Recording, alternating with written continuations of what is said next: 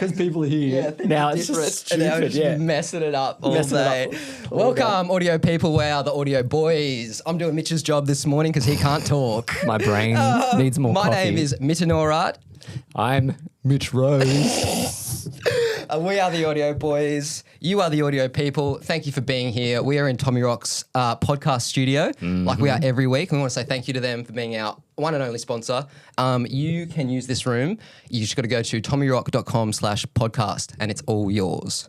Absolutely. Yep. Mitch has done a lot of work this week. So instead of just listening to us two ramble, we've got some big minds in the next room. Some very special guests. Yep. People that I was fortunate enough to meet at NAMM this year and the year before. Friends of the channel. Yep. Friends of the channel. That's cool, man. These guys are working in the industry probably longer than both of us. Yeah. Or maybe not Nick, but Joe for sure. Absolutely. Yeah. And it's just cool. It's flattering that they want to be here. Absolutely. They came up just for this, which is all the way from Melbourne. super nice. Yeah. So who we're talking about? We're talking about Nick from Panorama Mastering, Yes. Nick Lorenzo, and Joe Carra from Crystal Mastering. Yes. So this is a very special episode. Yep. We hope you enjoy it. Yeah, and if you don't know those two mastering studios, go look them up because they're We'll put it in the links below. Absolutely. For sure. Yep. But this is going to be an awesome one. enough mucking around. Let's get them in here. Let's go. Look. Good. I should have a bitch and witch to them about that, actually. Be like, hey, I'm paying the same Go on subscription then. fees. Go on. They won't care. They'll be like, yeah, fuck you. Just Go somewhere else. go somewhere else. We're not opposed to bitching people out on the pod. They charge, I think, $70 a month US. We rip on a bunch of different products. Yeah. We've got our favourites. Oh, are there any do's and don'ts in terms of your pod? Nah, we swear. There's no rules at all. No rules, man. It's like- Say whatever you like. Yeah, say whatever. All right. Yeah. I all think we're good. on. I think we're here. We're here. I've never sat this close to you before. So close. So good. Is it cozy. recording? We're on, Yeah, dude. We're we're on. on. Yeah, we're on. recording. We're on. Well, I got all that shit that you guys said before about all those people.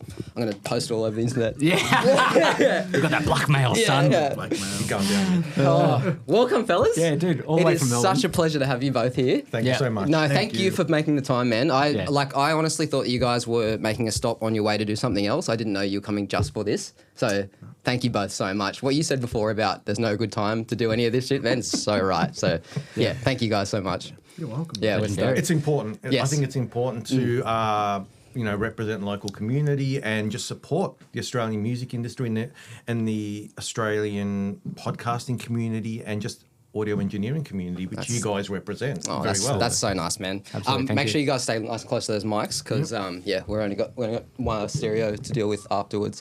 But so we've already spoken briefly about these two gentlemen, but do you want to give them the proper intro now that they're here? Yeah. So we've got Nick Lorenzo. Yep. People should know Nick from his awesome YouTube channel, of course. Absolutely. Let's pull that up too. He's very prolific in both the Australian and American music scene as both a mixing and mastering engineer. Makes awesome tutorials on a bunch of stuff. Man, your content's killer, Yeah, dude. yeah. Like we always talk about it, obviously, because we do this a lot too. And yeah, just like we've watched your studio builds. We talked about your studio builds on this podcast. Yeah, your studio builds influenced my studio builds. Yeah. Recently, Hell yeah. we definitely shouted you out a bunch of dude. times on that. Sick. Yeah, and then we've got Joe Carra as well from Crystal Mastering. Crystal Mastering. Amazing. Also both Grammy nominated. So another Grammy nominated. Doesn't that make you feel small? Every time I go to NAMM, I've been to NAMM twice now. Yeah. I was like, how many Grammys are in the room? None here. It's like, You're my Grammy, bro. yeah. Man, look at You'll this. Look at always this be my list. Grammy. Yeah, look at this list, dude. This Yeah, is. it's sick. Man, I've actually had work done by both of you guys. I don't. Do you remember? You probably don't. I was telling Joe on the way here. I Yeah, did not I wouldn't remember. expect you to remember, dude. Do Like you remember? I remember the artist. I don't remember the song. Okay. It was a while ago. It was a genre that I don't really usually work in. It was a pop song. Okay. Usually I'm doing like rock and metal and that sort of thing. But you did a fantastic job, man. And you gave me this this long list of information of stuff that you've done, which I've never received from a mastering engineer before. Oh, the very cool notes, do you yeah. know that you're unique in that way? No. Yeah. I do. Okay. Well, obviously, I've had stuff done by a lot of different mastering engineers, and I've never received the. It was like a walkthrough of the sonic treatment that you gave the song, why you did things, why you didn't do things. I found it really interesting. And also, I remember you sent it to the client, and she's just a muso, and she looked at it like it was in a different language, and I was like, yeah, that's fair enough. You're not meant to know what upward compression is. Like, I've those notes I send now exclusively just to the engineer. yes. Yeah. Yep. Somebody pulled me up on that actually. Not Really? in a bad way. They're like, Yeah. hey Nick, really appreciate the notes. Can Useless. You send them directly to me. Yeah. Because I can understand how the optics of like how an artist might look at that. Like, oh, was there something wrong with the mix that needed fixing? They tend to overthink it. Hey, They like, tend to yeah. overthink it. So Yep. it's high value because it's recall notes for me. It's education Yep. and helpfulness Yep. for the It's engineers super and helpful for producers. me. But yeah, I've changed my approach to where and how that Yeah. gets deployed. Got it. Because I never mean to step on people's toes. Oh no, but yeah. and that's not the vibe I got at Yeah. all, dude. It was just like this guy really, really cares. That's the Yeah. and even like I can say that I didn't think my mix was that great, but the fact that you took the time to do all that and then to tell me that what you had done just showed a level of care that I hadn't really seen before, which is really good. And that was, I'm going to say nearly 10, probably 8 years ago, maybe 6 years ago. It was a little years before COVID. Yeah, definitely. Yeah. And Joe, I've had stuff go through your mastering studio as well, Did which you see my notes? I just said I sent it to Lander. And I was I told you the preset that I used, rock preset. Yeah. And It's still a 256 kilobit. Yeah. Because you don't pay for the land on I've got the MP3 trial. only. Man, couple But it's the mastering grid that engineers. people want. Yeah. you know? Yeah. I think it's the grid, analog yeah. sound that people are after is that lander. Yeah. Yeah. But yeah, no, I had some stuff go through your studio. It would have been closer to 10 to 15 years ago now. And I remember at the time being pretty proud of the project and it coming back sounding exactly the same as when I sent it to you, just better. Oh, awesome. Which That's the vibe. That's the biggest compliment yeah. as a mastering engineer. No, Yeah. I think so. I don't do mastering, but that's how I feel about it. Yeah. Yeah. So you are yet to have the pleasure of working with these gentlemen, aren't you? That's it. Yeah. Yeah, cool. Yeah. There's going to be plenty of work happening this year. Yeah, though, man. For sure. Yeah, So- I'm pretty overwhelmed looking at this list, dude. This is Amazing. of this stuff. This is all yours, Yeah. right? Which one sticks out as the most enjoyable recently? You mentioned the Teskey brothers, right? Yeah, the Teskey Brothers was good. That was in 2020, so that's about 5 years. I mean, super proud of that because that was nominated at the Grammys for Best Engineered Album. So That's it's cool. not like the band got a nod or it was Best Song. Or Yeah. It was like the engineering crew got it. So there was when three does of that us. happen? Yeah. So That's cool. You have to be pretty happy with that. So there was the mix engineer. That was Sam Teskey, one of the artists. Oh, on it. wow. So Oh, wow. Wow. He, Yeah. so he got a nod. Paul Butler, who mixed it in LA, got a nod, and Yep. I got a nod. Right. And it was pretty cool to be up on the big screen there with CLA and Bob Clearmountain and all these other dudes getting nominated, and Yeah. you're like, "What is my name?" Exactly. And my wife's like, "Oh, there's you," and it's like, "Oh, that's." So it was a very surreal and lovely experience, but very proud of that project because, sometimes in mastering you do a little bit. Yeah. Because there's range, there's scope in mastering, and other Yep. times you do a lot. And that was one project that I really worked hard on and did Right. a lot. But and as Nick knows, that's just the way mastering goes. Sometimes you just skirt around the edges and do that little bit to bring it home, and other times there's heavy lifting Yeah. to do, and you are really you're doing creative stuff. Yeah. So there's a broad range in mastering. Just quickly touching on that. When do you make the decision to be heavy-handed, and when do you want to be invisible? Is it when you're asked to be, or do you? You can be. Yeah, Right. but do you make the call, or is it? Yeah, 100%. Like Yeah. it's really just on my first impression Yeah. of it. And my gut feeling is always, if it was my record, Yes. what would I want? Yes, and if it means that I did all this stuff, I always kind of am trying to pretend that it's my release and how would I want it to sound. Yeah. So I generally don't wait for a cue from the artist or producer to say, cool. I generally will do that. And if they want it paired back, Yep. they do that. But Yep. I find it funny that over the years I used to do two versions. It was my normal version. Yeah, yeah, And then I'd work on that song for an hour, And I go, okay, that's pretty cool. And then something in me would go, oh, but it would be really cool to do that, or go through a tape machine. Or And so I do my, like, what I'd call my fun version. Just for shits and giggles, let's just push it and let's see. And I would end up loving that and sending it to the client, both versions. And they would always pick the second option. So now I rarely send the safe option and just go, look, this is the one that I feel is really cool. I feel That's cool to hear from a mastering engineer too. Like that there's still those fun moves you can make and creative decisions as well. Because I think people have in their head nowadays that a mastering engineer typically is supposed to just do very little. But it's great to know that like there's still a lot going on. I always like and the opportunity. I have a guy I work with pretty exclusively just because he's my best friend. But I'm often asking him to be more heavy-handed with the mastering. Second best friend. Sorry, dude. Damn. I fucked up. But he's I'm often asking him to be more heavy-handed, which I think as a mastering engineer must be unusual for him. I think now it's a very passe, a very old school approach to go.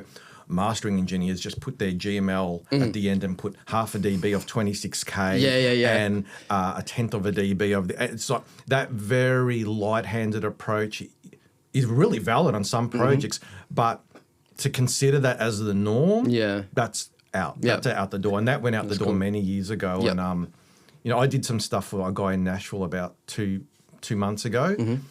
And I sent it back to him, and I dug deep on it. I did some creative stuff and parallel, and there was a saturation, lots of things, and he loved it. And he said to me, he goes, "They wouldn't do that here."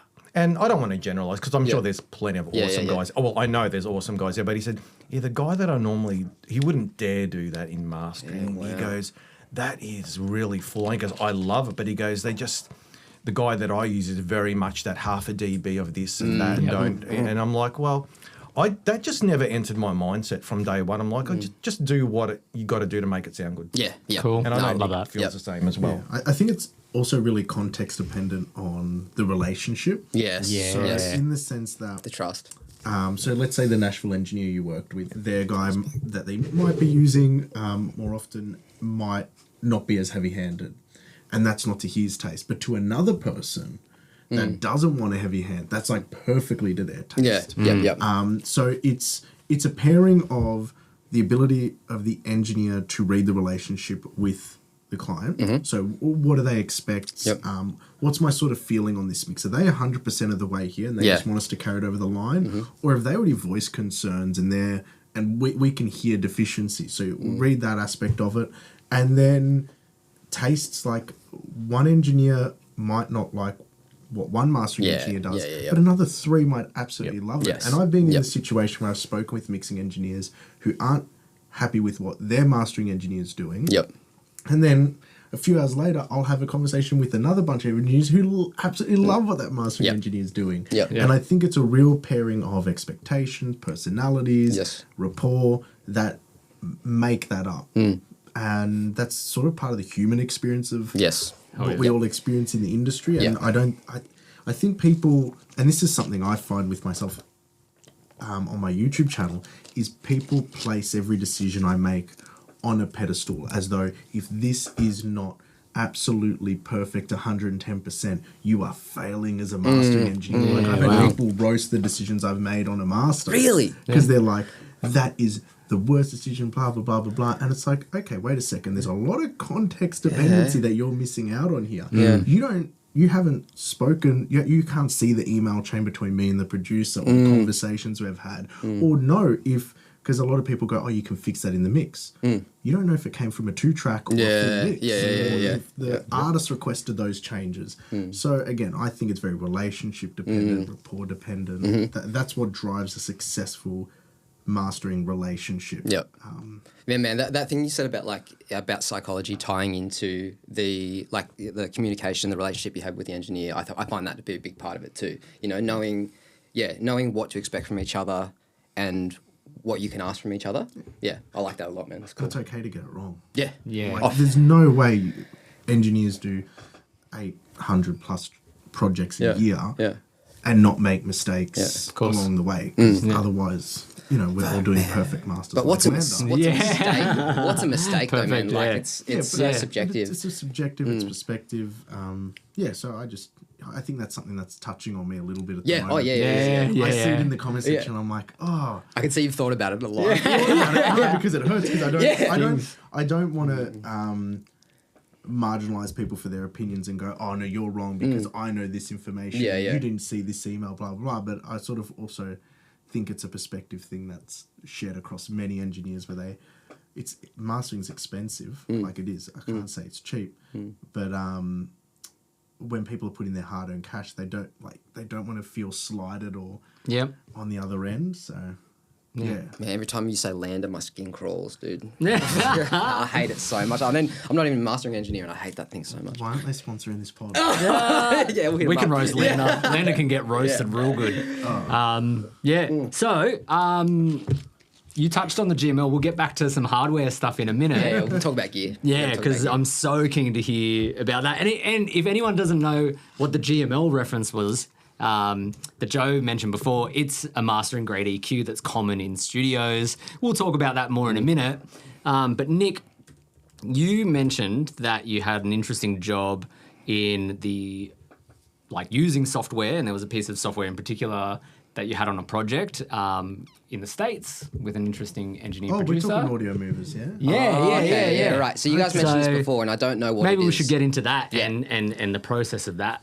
Yeah. And talk about what audio. Maybe we can even just start with what Audio Movers is, and then or you can start with the project maybe, and then Yeah. So Audio Movers, just to preface things, is for people who don't know, it's just streams your audio online to somebody else's browser so they can hear a high fidelity stream from your studio. Yep. A lot of people are pretty wised up to it. Yeah. I've been aware of it. I've sort of been risk avoidant because I just do things the way I do them and haven't had a need for it. Did a project recently which Josh Gannett mixed, and when he first sent the mixes, he's like, hey, I want you to listen to this thing. He sent me a stream link. I listened to him on a phone call on FaceTime, and then we started actually working on the project. The producer's here in Australia, but back in Melbourne. He's on the East Coast in New Jersey. Yep. And we've got a Gorilla tripod with a FaceTime of him watching the session and having a stream back to his studio so he can hear it as we're making the moves. Cool. That's what Audio Movers is. And so you were tracking in your studio, or I was mastering in my studio. You were mastering for this job. Okay, cool. So you're mastering. You've got a video call that's separate audio, but then you're also streaming audio from your DAW off the master bus using Audio Movers over to Josh, and it's a browser-based thing for people who aren't familiar.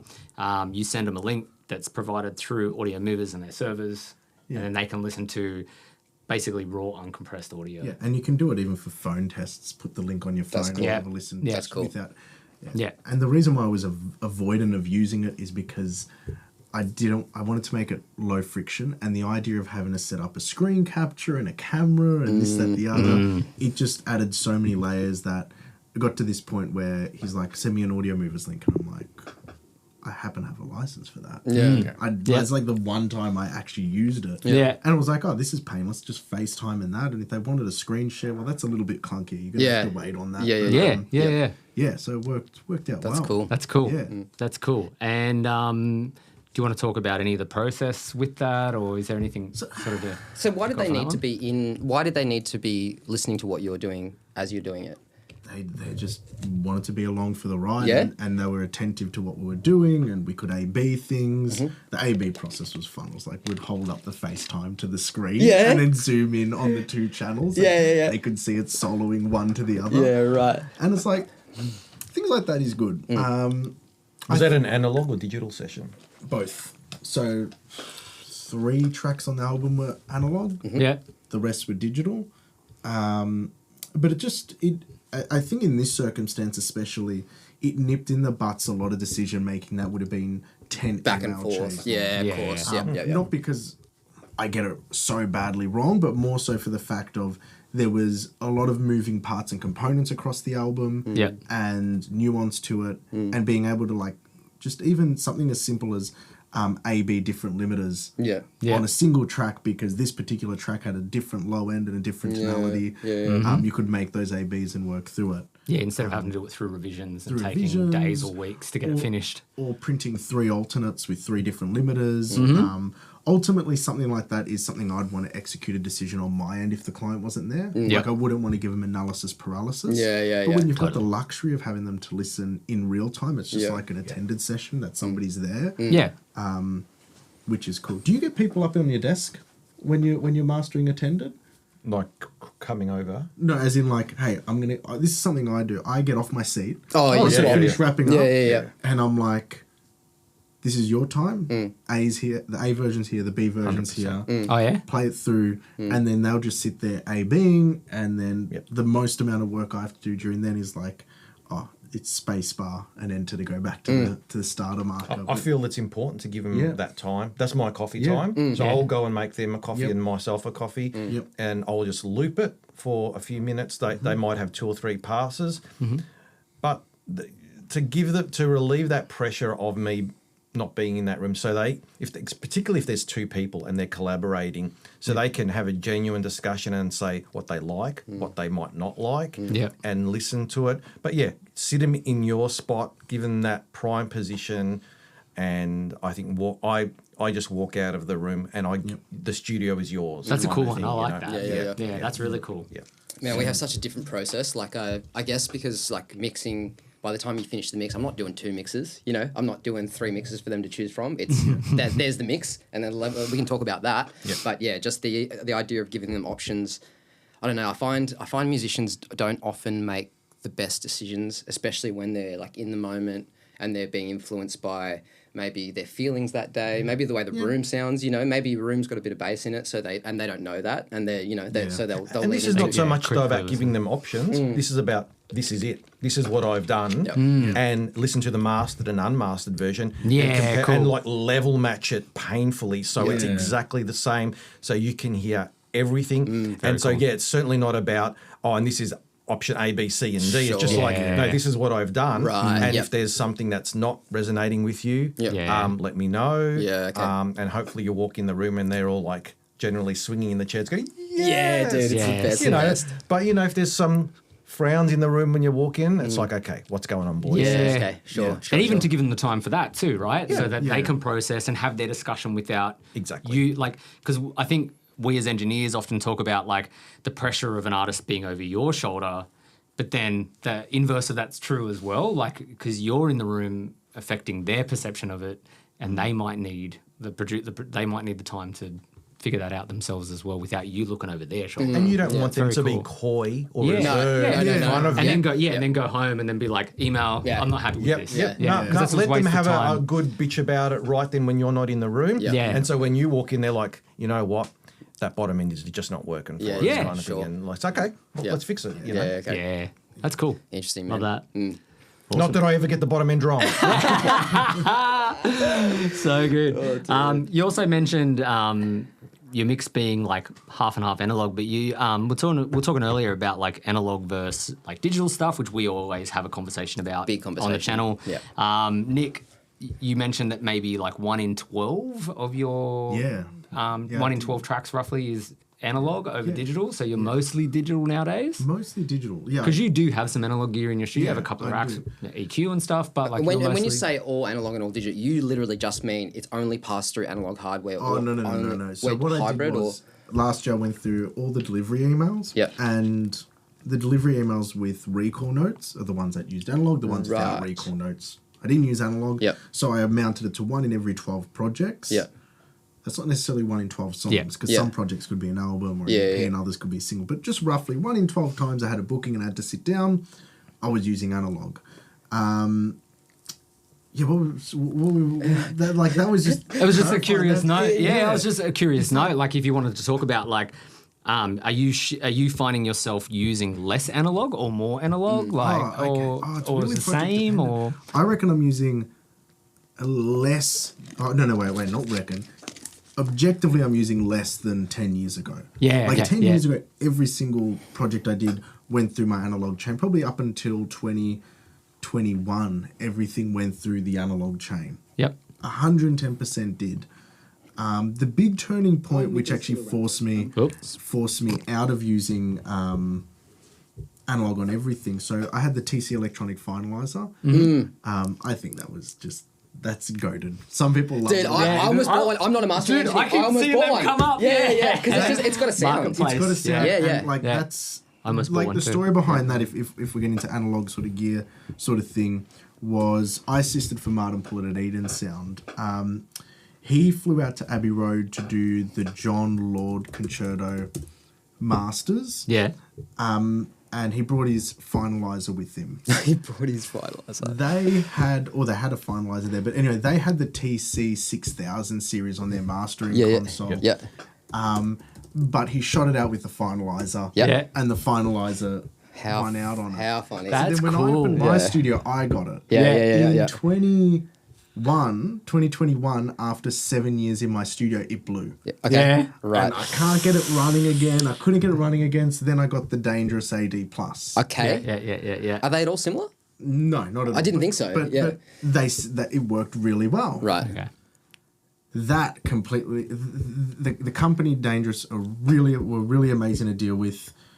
I had some dicey sort of things happen on the dealer end here with getting a repair done and all the sort of like Yep. being halfway across the world. Yeah. I think I know. I Yeah. think I know the dealer. I think I know who you're talking about And too. then in the midst of that, I still needed to be operating. Yep. So I had collected so many digital plugins and stuff. Not that I bought, because companies were like, hey, try this, try this.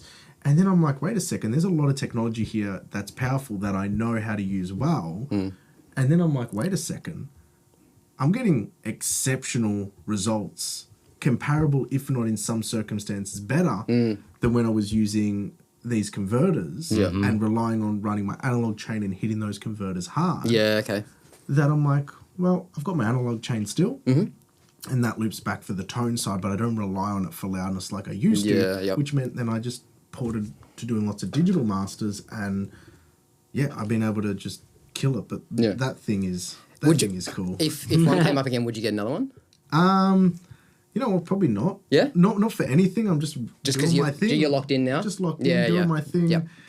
And but that is like a really cool Yeah, piece. yeah. I know a few guys who mix engineers who would use these on their mixes, like just to polish the end up a bit, and just like it has a particular sound to it, which is I haven't heard from anything else. All the Deep Purple re-releases, the Richie Blackmore stuff, all of that. Yeah, When I was an assistant, went through that. Yeah. Like, that was and they're not expensive. Hey, like secondhand. They're like 400, 500. Yeah, that's Yeah, nothing. yeah. That's considering like it's that important to you. That's Yeah. that's funny.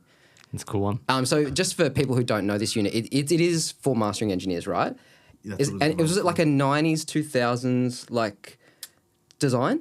Yeah, kind of early to mid 90s. Yeah? When- mid 90s probably. It's cool. Because I remember the sales rep from Manny's running into my studio and going, "If you don't have one of these, You're not a real mastering engineer. I didn't get it. I demoed it for a while, Okay. but I felt I didn't need it. But it was definitely 2000. around the mid 90s. It says here 96 to 2000 ish, Yeah. so that makes sense. Yeah. Yeah, that's a cool bit of history. But people either hate them or they love them. Yeah, There's course. Right. There's no middle ground on Yeah. it. They're popular in my scene in the like extreme metal community because you can go really hard on them. Yeah.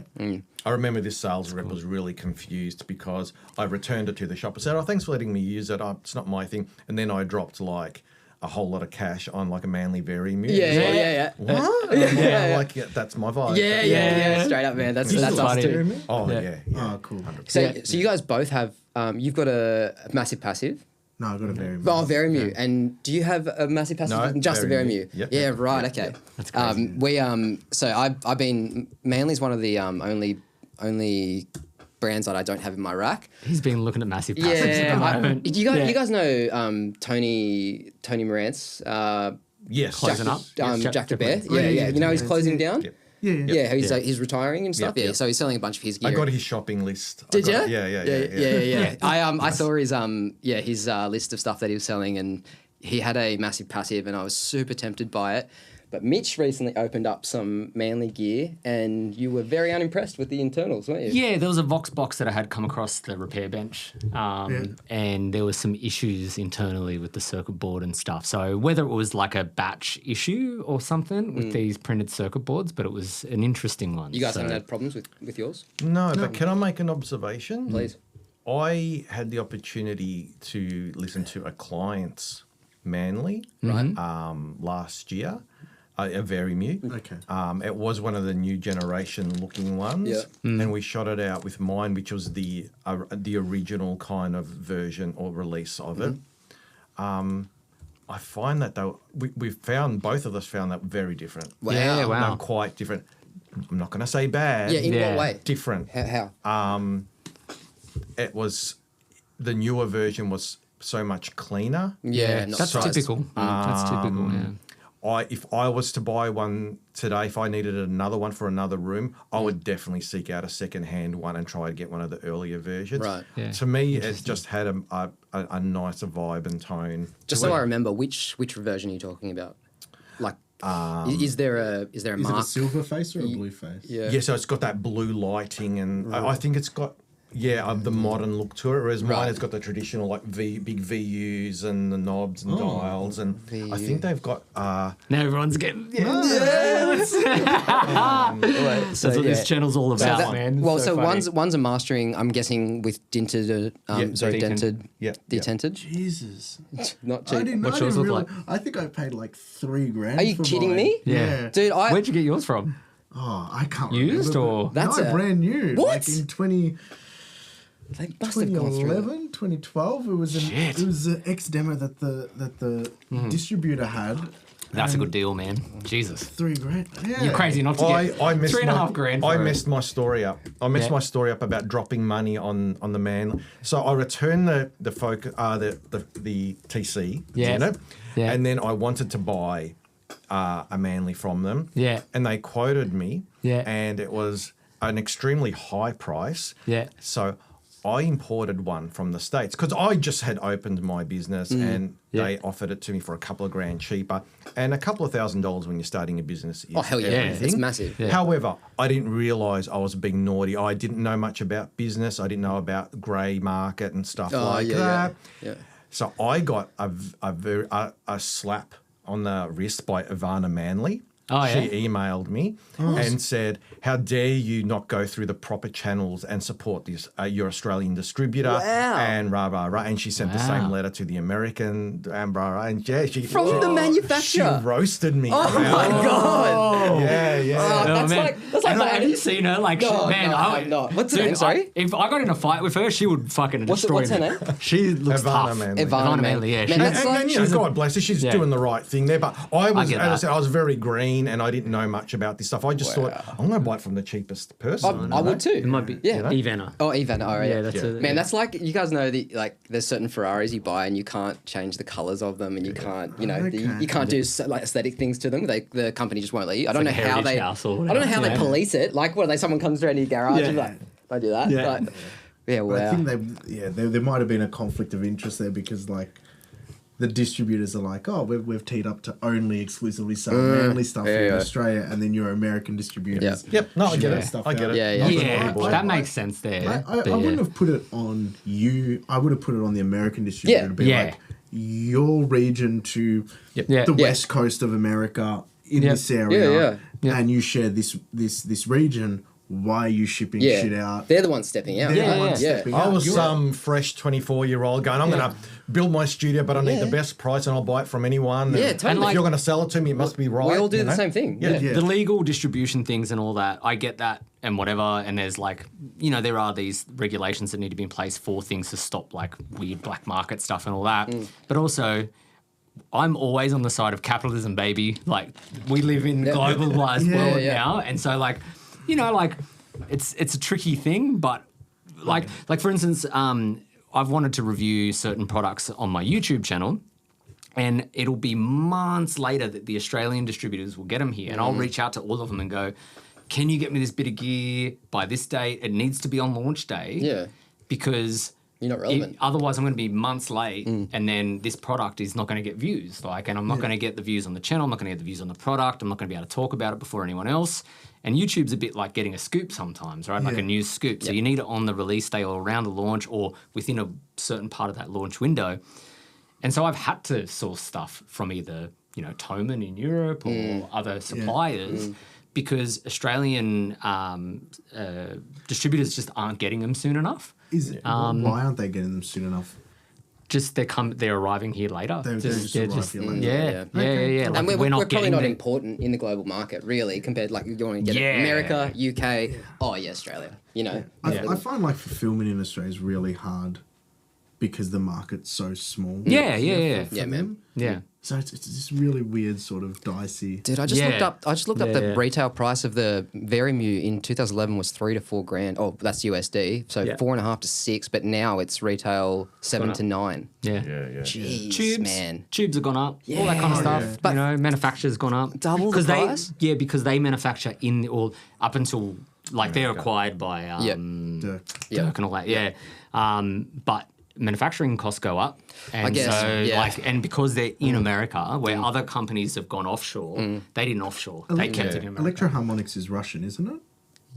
Or no? Sounds Is it no? Electro. Which ones? Why did I think some of the tubes in there were from Russia? Oh, because there are Russian-made I think tubes. there are Russian-made tubes in Electro that Harmonics area. is an American company, but their Right. tube manufacturing can only happen in Russia and China because there's stuff there's regulations in most countries that basically ban the manufacturing of tubes, the way the chemicals and the process of making them, Okay, things used in them. Yeah, because I Yeah. noticed between Tube prices went up. the tube prices went up Oh, yeah. significantly. Yeah, big time. Yeah.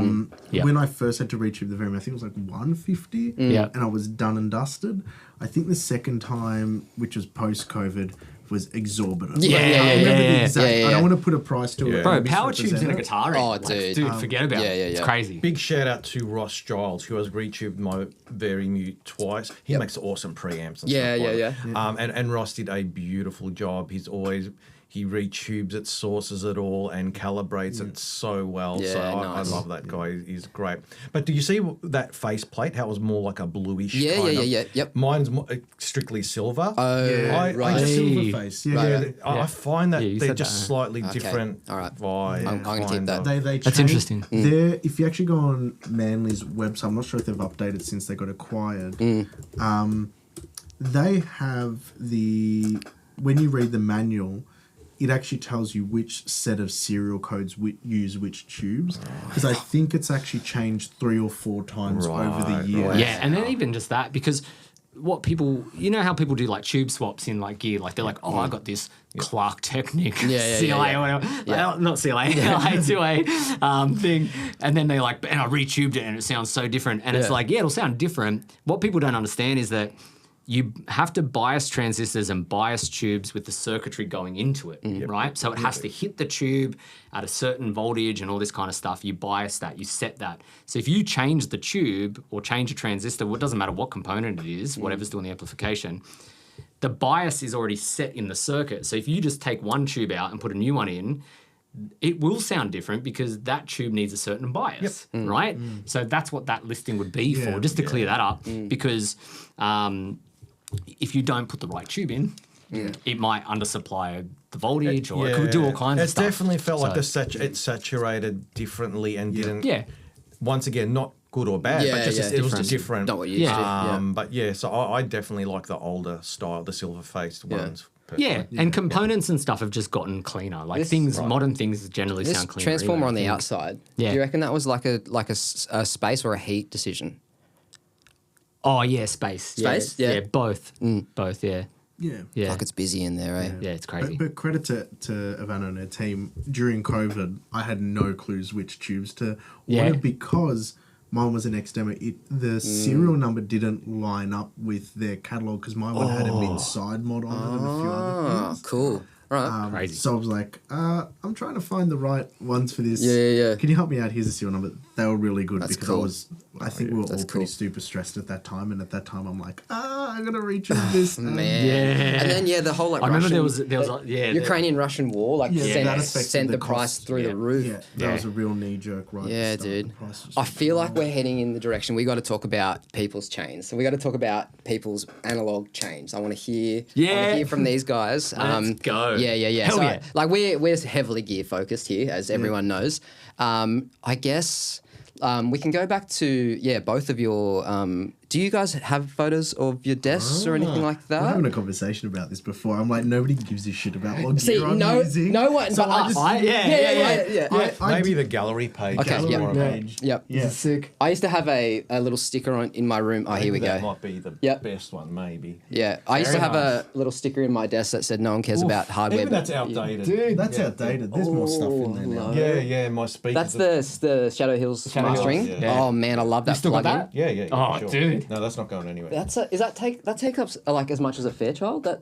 yeah. What's the bottom? Yeah. What's that? That is, believe it or not, that is a Drama Drama. multiband. Yeah. I rate Yeah. it. I've had Oh, some right. very expensive multibands in my room, and that is my favourite. I've had things that are 3 times worth more than that. Drama Yeah. multi-band. But the crossover points, the fidelity okay. of Nice. it, I love it. I love Which Drama one? This stuff. 1973. And it's a great value piece of gear. Is it just 3 bands, so 2 Yep. crossovers? Yep. They're Yeah, not particularly perfect. expensive, are they? No.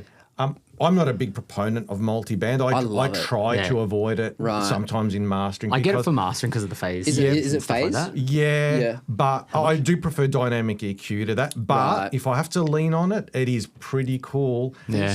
They're not it's expensive. Great are they? unit, great unit. And Studio Connections are literally 2 doors away from me, and they're the distributor, and Okay. they kind of loaned it to me, and I Right. kind of fell in love with it. It is a bit more than I thought. 2.5 new. Yeah, that's a bit more than the other drama And they stuff. do have a rare valve one you can find that's like 7,000 or 8,000, but they're like quite rare, and I don't think they make it. I anymore. love multi-band, especially on the mix. I don't really care what it does to phase. I like the way the control. Yeah, I yeah, have yeah. with You'll it. love that new Cranbourne one when that comes out. 'cause Yeah? That's got multi-band. You can do multi-band on that too. Crazy. This is the nicest one I've heard for mastering, and you Right. can use it, and and you can hit it a bit, and it's quite forgiving. What does it That's cool. sound like?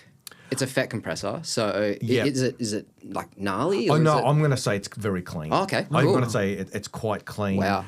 But it can be very reactive. Yeah. And what's nice is if you want to say EQ, say top end into it, the high frequency limiter is really nice to kind of round off peaks and stuff. So sometimes I will do that, and it's really good. Oh man, oh Man, I got to man. come down and check out your studio. Yeah. So you got some tape. You do much tape stuff or? A little bit. That's been. I still have that studio. That's a 1/4 inch tape, but next to that now is a 1/2 inch break your neck, unit as well. So I still have everything in that. I think that far left. Sorry, Joe. Am I Just s- about everything's right now. am I The seeing- GML in the middle has been. So I had that for about 20 plus years. Yep. But ever since I had the Buzz Audio, which is that wide EQ on Yeah. the right, I was going to ask. Yeah. Because that's a love Massenburg that. style, right? Yeah, Yeah. I've had Sontec in my room. I had the GML and I had the Buzz Audio at one point, all in the same room. I had a good play with them, and ended up deciding on the Buzz. Yeah, cool. Audio. But look, absolutely no shade on those other two, because now we're comparing Ferraris and Porsches. Yes, right? yes. They're all beautiful. Yeah, I yeah. just really thought that the Buzz Audio wasn't as clinical as the other two. It's got that Nice. very subtle box tone. I love it. It uses like resonance circuits and stuff. It's a cool box. And, at the end of the day, I got offered What's the actual unit? GML. Buzz Audio After like EQ? 20 plus years, I sold it for more Yeah. than what Wow. I bought it for. That's crazy. Some rich plastic surgeon in Queensland who Dude, we talk about this all the time. Doctors buying like high-end audio gear. he's bought it for over 10 grand And what for though? Like, for his vanity studio. dude. Basically. Good. Yep. Wow. Dude, I've always Vanity I'm studio. such a fan nice of for some, eh? yeah, I'm such a fan of your room. Oh, okay. And that's the first thing I noticed, like years and years ago, was the shape of the room, the layout. I loved the distance, the space. You've obviously put a lot of time and effort. Peter Brown designed it. Right. He's much smarter than me. Yep. So he designed all the ABC control rooms and quite a few control rooms around Australia. His CV is pretty massive. Yep. Lots of studios in Sydney, Yep. and it's a beautiful room. A few things have changed. The monitoring has changed to all the new Genelec Yep. range now. That's right, the ones you said. Yeah, there's Dolby Atmos installed in there now. You're crazy for doing that, but that's cool. And thanks for that. Yeah. That's what my accountant Yeah, said. yeah. Studio connections, as I said, being a couple of doors down from me, often use my room as a bit of a demo room. That's cool. So they put the Genelec 8361s in my room. Bet you're upset about that. I was really super upset. Yeah. And I have to admit, I heard them and I said, look, I can't give them back. Oh. So after about 20 plus years of using my main monitors, or 25, nearly 30 years, I swapped. Genelec And 80, what was it? Sorry? 8361s. 8361. Yeah, they are now my speaker for life. these are the ones that They're have my at the uni. forever speaker. Yeah, wow. Yeah. Just beautiful. Oh, man. Just beautiful. Yeah, that's cool. Yeah. They put the 8381s in my room, which were the floor to ceiling ones, and they're like $120,000. Yep. And then they put these in, which are 15 grand. Yep. Yeah. So close. Really? Yeah, wow. So close. How's that doing? I think the 8381s are for just rich guys who want just stuff. want to show off the size of their... Of their stylists, Yeah. But and these are super close. You are basically getting that out of those. Is that- I was shocked how big those were when we went to the Dude, uni. I took a photo next to him because I look like a child sitting next to these monitors. So they were in my room and they made my large room look small. Like, they were overwhelming. So are they still selling these things? Because it seems like shooting There's yourself... only one pair in Australia of the big Right, ones. because it seems like you're shooting yourself with the foot, right? Like if you're offering a product at half the price, or not even half, like a fraction of the cost, that does. They've realised it's a different market. They won't be selling those to studios. So now they have put them into hi-fi stores. Right. No one was interested because I had them in my studio for a while. I don't think they had really any interest. Yeah. But then you hear the 8360 ones. Very much more in people's budget. Still not a cheap speaker. Oh, no. And I was very generously endorsed by Genelec. Must be nice. So, and by the time I sold my speakers to a client who absolutely had loved it and was a long-time fan of that speaker, which were a Melbourne-made These speaker. guys, this speaker, is that what? Oh, no, my previous speaker that you saw in that photo, Yes. they were made by Daniel at Dex Audio. Okay, I'd had those forever since I started cassette mastering with him, and I bought a pair from him.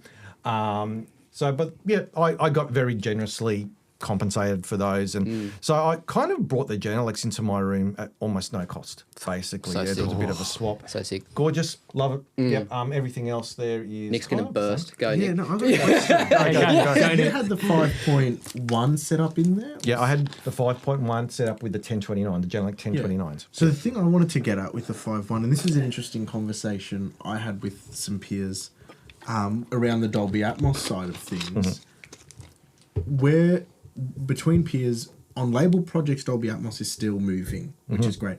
On independent, we're like in discussion, we're noticing a bit of a drop off in our experiences because there was a sort of thing going around where they, especially on the American market, where they're like, if you don't have an Atmos mix, you're not going to get an Apple Music playlist. But then what people are finding is, without the Atmos mix, they've been getting the official playlists anyway, regardless. So a lot of independent artists be like, why are we putting the money into that? So they've been dropping off. Something I liken the format to, because we had 5.1 at Eden Sound as well, was 5.1 was really important for DVD releases and certain label releases or more audiophile sort of releases that went to Blu-ray. Do you see a similar trajectory or parallel between 5.1 in the studio world for music and Atmos, or do you think they're two different journeys in terms of the way they're being taken up in the market? I think very different journeys. Atmos has absolutely slaughtered the amount of work that I ever got in 5.1, which was a bit of a roll of the dice. It wasn't a massive financial commitment, but it was and it paid for itself and stuff like that. But the Atmos stuff, I've done so much more work in Atmos than I ever did in 20 years of 5.1. Are the genres all over the place, or is it? Yep. Yeah, right. Completely all over, from glitchy electro pop to just I I just finished the Temper Trap album, all in Atmos. Just rock. Yeah, okay. Yeah, and Wow. hip hop stuff and.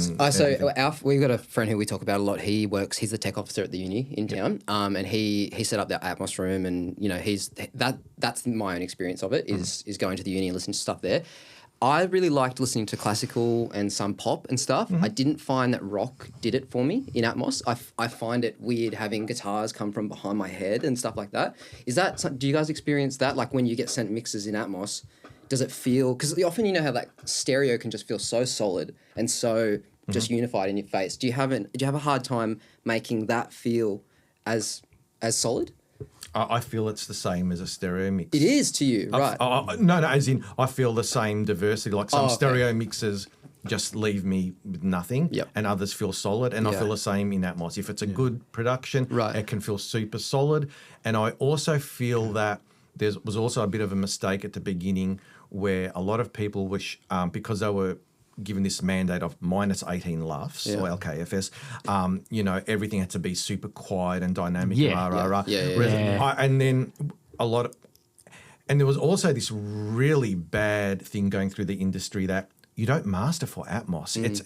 And we were like, how can that be so? Yeah. How can you spend so much time and energy mastering the stereo component and then you use the same ingredients for the Atmos and go, oh no, we don't need to master it anymore. So if it was really dull or really, and so this floated around for a long time, and I spoke to a lot of people in the industry going, you're not mastering your Atmos stuff. And then anyway, so I think what I'm getting to is that kind of concept of things being glued together, and that particularly with guitar stuff, I think that you can't disband in the idea of compression and processing and all that kind of stuff. Just because it's minus 18, well, okay, keep it minus 18, but don't disband it in the aesthetic because it's a really naive concept to think that mastering engineers use compression for volume. We use it for aesthetic and colour and energy and stuff like that. And Bob Clearmount and I attended one of his sessions and he said the same thing. He goes, I modified my SSL so I could have sidechain compression on the whole thing, because he goes, I'm not going to let go of that. That's part of my sound. I think, and what I found really important, and I don't know if Nick agrees, but even the smallest amount of compression in Atmos really works so well. And sometimes it's even more important than stereo, that sense of cohesion, because sometimes it can seem quite disparate. Atmos can seem really separated and very disjointed. But I find with a bit of compression, things glue together so well. I love it. The one thing that killed me with Atmos was listening to Appetite for Destruction. And they got hard pan guitars. And I died. I was like, this isn't the album. I know this isn't the sound. We should listen to that after this. I'll chuck it on. I want to hear that one. I haven't heard that one. And I don't know how much of that is attributed to neglect on an engineer's part, because a lot of people can point fingers, but also in the same time period of like maybe the last 7 years with Atmos, what I've seen is a lot of moving targets in terms of how to arrange your objects and your beds, and different people experimenting with different approaches to getting sounds out of it. So it's like it's in a very youthful stage of experimentation. That makes sense. And I didn't speak too much on your question only because I haven't dealt with a lot of Atmos for rock stuff. I've done quite a bit with electronic genres and pop genres. See, that makes sense to me, electronic and pop. And in that sense, it's for me, my angle I've taken from it is I want to have the stereo experience in Atmos, but elevated out. So some stuff I've been doing recently, they send me the stem outs from the mix. I'll have that laid out in the Atmos session, and then I'll have the stereo master there.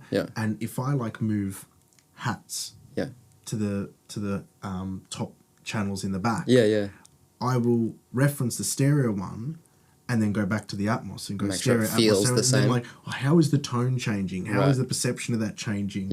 And then sometimes that means I need to re-EQ them to sort of make it fit in. So I can still have that sense of space and things moving around you, but you don't lose that original tone and feel, especially with synths, because they're quite complex in the way like the harmonics are built out around it. When you start moving them around a room, They poke out. They and- poke Man, out. I couldn't imagine how way your perception changes when when it feels like it's coming from in front to behind, or even from below to above you. Like that's something that we obviously have no control over. Yeah, because you're talking about putting something literally on axis to your ears and then off axis to Oh, your man, ears. yeah, I and- can't. And And Doppler there's time shit. delays Whoops. and- Yeah. I actually miscalculated my journey into Atmos. I thought when I set up for Atmos, I was going to be getting the finished ADM mixes from engineers, and I would be doing my traditional, just my mastering thing on them. Yeah.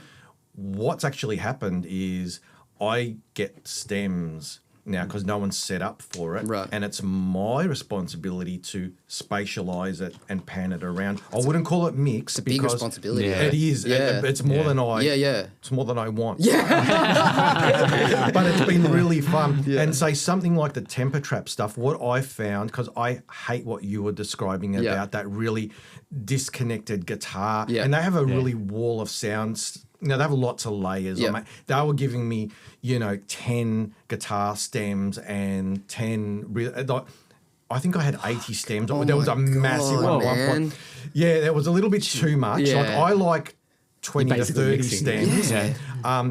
So You like 20 or 30 stems? I about 20 is, I think, that's about still good. a lot, man. 20 is pretty usable. Right, okay. Because I've had like 5 or 6 and I've struggled with that. So a sweet spot is 15 to 20, I find. But I don't mind if it's a little bit more. But what I'm alluding to is that with the guitar stuff, I do try and lock it into the front image a lot and use the space for that extra, the ambient stuff. I was going to say, and the I've heard that. highlighty stuff. And Reverbs, throws and yeah, stuff. so Yeah. I find to lock in that center image and keep it very faithful to the stereo mix, but just make it a bit more lush. Yes. So when the I get chorus that. opens in and there's Yes. that big guitar, it just comes out. Yeah. Almost use it like an arrangement tool. So Yeah, the more yes. things come in, Yeah. use it like Create that. dynamics. And Billie Eilish is great at that, at Yes. expanding and contracting Yeah. her stuff. What was and- that Temper Trap album called? Do you remember? No. If I'm, I It's searched the most the recent latest one. one. Yeah, okay. I heard the first single off it. It's pretty cool. Into the Night was, I think, Yeah. the first single we did from it. Temper Trap. It's not Sungazer? Is that? Yes, Yeah, yes, okay, that's cool. the one. Yep, yep. Sungazer. Very cool. Cool. I'm going to That's cool to hear that because Yeah, like that's the interesting. Nightmare one that I heard early on in Atmos when we went to Tom's, Yep. the uni where our mate Tom works, was a Michael Jackson track. It Yep. was like Billie Jean or something. Yeah. And there's this part where it went wide, but then there were mouth clicks. There was like ad-libbed mouth clicks and like Michael Jackson going like that. And and they obviously if it was in the original, it was obviously buried with the guitars because it obviously worked really well with the energy of the guitars. But this person in this mix, sorry, whoever it is, decided to separate it. So you had the guitar and then you had the mouth clicks right here in your ears. Him ad-libbing these little bits. Yeah, it was weird. And it was just like, It's really off-putting. whoa, Just I don't want to know that's just there. bad choices. But Yeah. surely, like, Yeah. I would. And so that was a weird I would thing. akin the stereo, Yeah. Atmos thing to same as like them redoing the mono Beatles mixes to stereo, and then changing that, which is like, I don't know, a lot of those decisions were made for Mono. 100%. I think Yeah. a lot of the legacy stuff Yeah. gave Atmos a bad rap. At I the beginning. agree. It didn't Yeah. translate Yeah, I agree. well at Yeah. all. Yeah. It sounded awful. Yes. Yeah, because it wasn't made for it. But It wasn't how many arranged for it. But this is me being like, how many people are auditioning it properly? Yeah. And have the resources and access to audition it That's- properly. yeah, that's like true. They send it MP4, they can listen to it on their AirPods, they Yep. can send a binaural, they can listen to it on their headphones. I reckon I've had projects out where people don't even listen To the Atmos. to any of the Atmos. They're just like signed off because they got the file and they're ticking a box. Yep.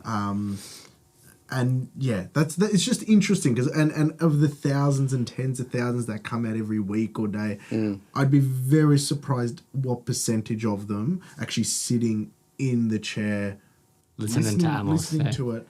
Because they'd have to go to a good studio too, to in do it. opposition to your stereo masters you send out, they go into a mixing engineer. Mixing engineer has a halfway setup with Yep. decent speakers. They can listen to and audition it the way they need to critically assess it. I don't think that happens on a broad scale Yeah. on the Atmos stuff. It's That's got a good point, yeah. The fact that it's in its infancy, that's the right word, isn't it? Yeah, like you're saying, like people not having the capability to actually enjoy like what it's how it's set out, but also the gear being limited, like you were saying about you have to ditch all your stereo stuff, you know, which would make your approach to stuff different too, I imagine. Yeah, so how do you approach that with your analog? That's Well, yeah. So it was a hard birth. So now I've resided in staying completely digital. Yeah. But I tried to force it at the beginning. So my entry, of being an analog person, I'm like, I want analog in this. So I was a very early adopter of the McDSP APB system. Yeah, yep. Loved it. I mastered the first King Gizzard album with it, all analog. Did it my first few projects with that. But then what happened is I switched to a Mac Studio to run everything, and the original McDSP APB system was the old Thunderbolt, and it wouldn't. The connectivity to the new Mac Studio was glitchy. It doesn't take was Thunderbolt. really glitchy, and I shot it out for a while with Colin, and him and his team were great, but we just couldn't get it to work. So I reluctantly had to move it on. And unfortunately, months later, they released a new card you could buy to make it USB-C. And so I was a little bit sore by it. Of course. But I loved it. Yeah, but these days I'm just digital now. So this is your finalizer story. This is your little love story that we've gone. It was very. So that EQ. Yeah, you were explaining this to me before. So can you just give people just like a basic, just the elevator pitch? What is this machine? Oh, The it's McDSP? wild. Whatever this is, because I've never green seen thing, it. the Yeah, green We've talked about this before, but I've never had need for No, it. So Mitch could describe this better than me. Go for it. you're on the spot now, dude. Oh yeah, No, stitching me up. Basically, it's an analog box, and it has a bunch of circuitry in it, so that it can do plugins that are analog, essentially. So the plug-in is the interface. That's how you control it. Right. That makes sense. Yeah. What sort of circuitry does it have in it? Can it do EQ and compression and multi-bank? Yeah. So like, I think there's going to be limitations to how much of about it to is ask that. analog, right? Because you can have some transformers in there, you can have a bunch of capacitors and stuff like that. You got to have certain arrays that it runs through to give it analog sound. It's obviously some clever shit. Like, it's really crazy. clever. So, like, let's say I'm doing an EQ boost.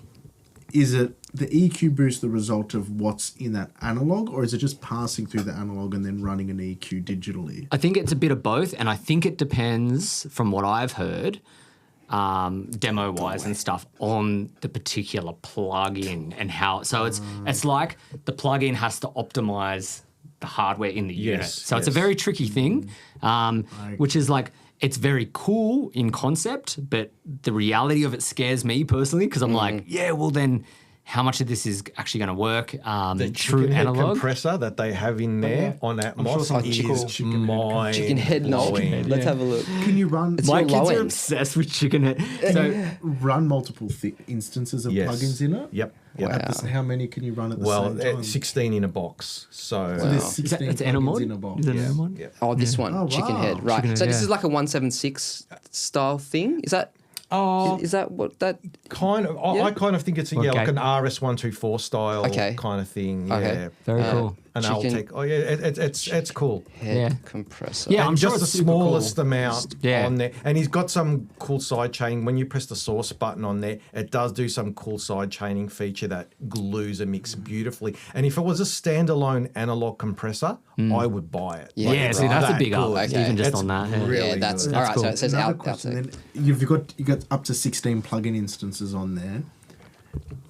How do you know when something's faulty in the unit? Like, let's say you're using plugin instance 6 and 7. That's tricky. But Yeah. number 1's absolutely cooked. Yep. So it has a software interface with it, and it gives you the channel status and stuff like that on it as well. Yeah, wow. Oh yeah. Let's have a. I Yeah, want to no, see I'm what just that like looks stress testing my curiosity. Yeah. Yeah, very, yeah. When it worked beautifully. Yeah. Yeah. Okay. But the downside, it's super expensive. And I on-sold it because I only had 32 channels, and that was a big investment. Yeah. And Atmos was coming in at 40 and 50 channels sometimes. So I'm like, Yeah. if I can only use this half the time, it's Yeah. not good enough. Yeah. And Atmos is 100 and plus channels. So if I want the full complement, that's a lot. And there wasn't enough Atmos to justify it. Yeah. I on-sold it, didn't lose any money from it because once again, it just kept its value. Yeah. But it was gorgeous. I have no, in terms of audio quality, beautiful. Yeah. Beautiful. And I would have kept it if Wavelab, my mastering platform could have used it, but Wavelab didn't want to play ball with it either. So I ended up. There were too many reasons to move it on. Yeah. Or else It's a very tricky thing they're trying to do. Like you're trying to blend like physical, actual hardware with digital plugins and all the complexity of that. Is that a Waves Crazy. L2? Is that a Waves L2? You spotted that? Yeah. Which So- it's no longer there. Okay, so because that's an interesting unit to me too. Like, how different is that from the plugin? Like, obviously, it's going to have to be better. Well, otherwise, why would you have? Well, it is. Well, that came out before the plugin. Oh, okay. So that was one of those weird. The hardware came first. Right. I didn't know that. Made the plugin. Yep. I disbanded hardware limiting out of the box once in the box stuff became really good and I liked it. And so that's one of the few things I have always done is digital limiting. Right. Even though there are some pretty nice analog ones, it's the ability to switch it off. Okay. As opposed to I want analog or digital. It's like I want to switch it off. So if a client calls me in 3 months and says, by the way, we want to do a vinyl master. Right. I can say, okay, Go whereas to before I was go in, printing it in line, or I would print 2 passes, and that's time consuming because I have to do limited, unlimited. Yep. So the fact is that now in the box limiters are better than the old L2. That was awesome for its time. Yeah, and to be honest, even today, I still have it. Yeah. Even if you use it sparingly, it's still good. And this is a trick, in my opinion, with all limiters.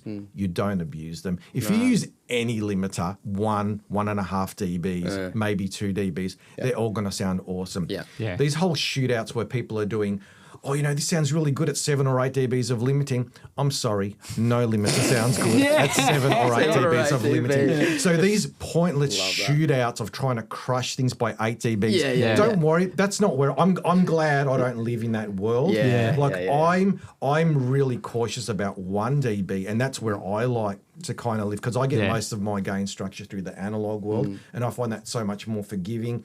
And then I hit the Lavery at the end, and I'm like, sweet, Nice. So I don't want to live in a world where I need 7 dBs of the limiter. Lavery converters. The Lavery, I Lavery don't know. Gold. I know a little bit about The them. gold clip is based off that. Yes, the clipping that's in right. that is based off that. And then, so did you guys catch the Cranbourne Brick Lanes? Talking about limiters, did you catch the Brick Lanes and then the MC4 that they launched at NAMM? Yeah.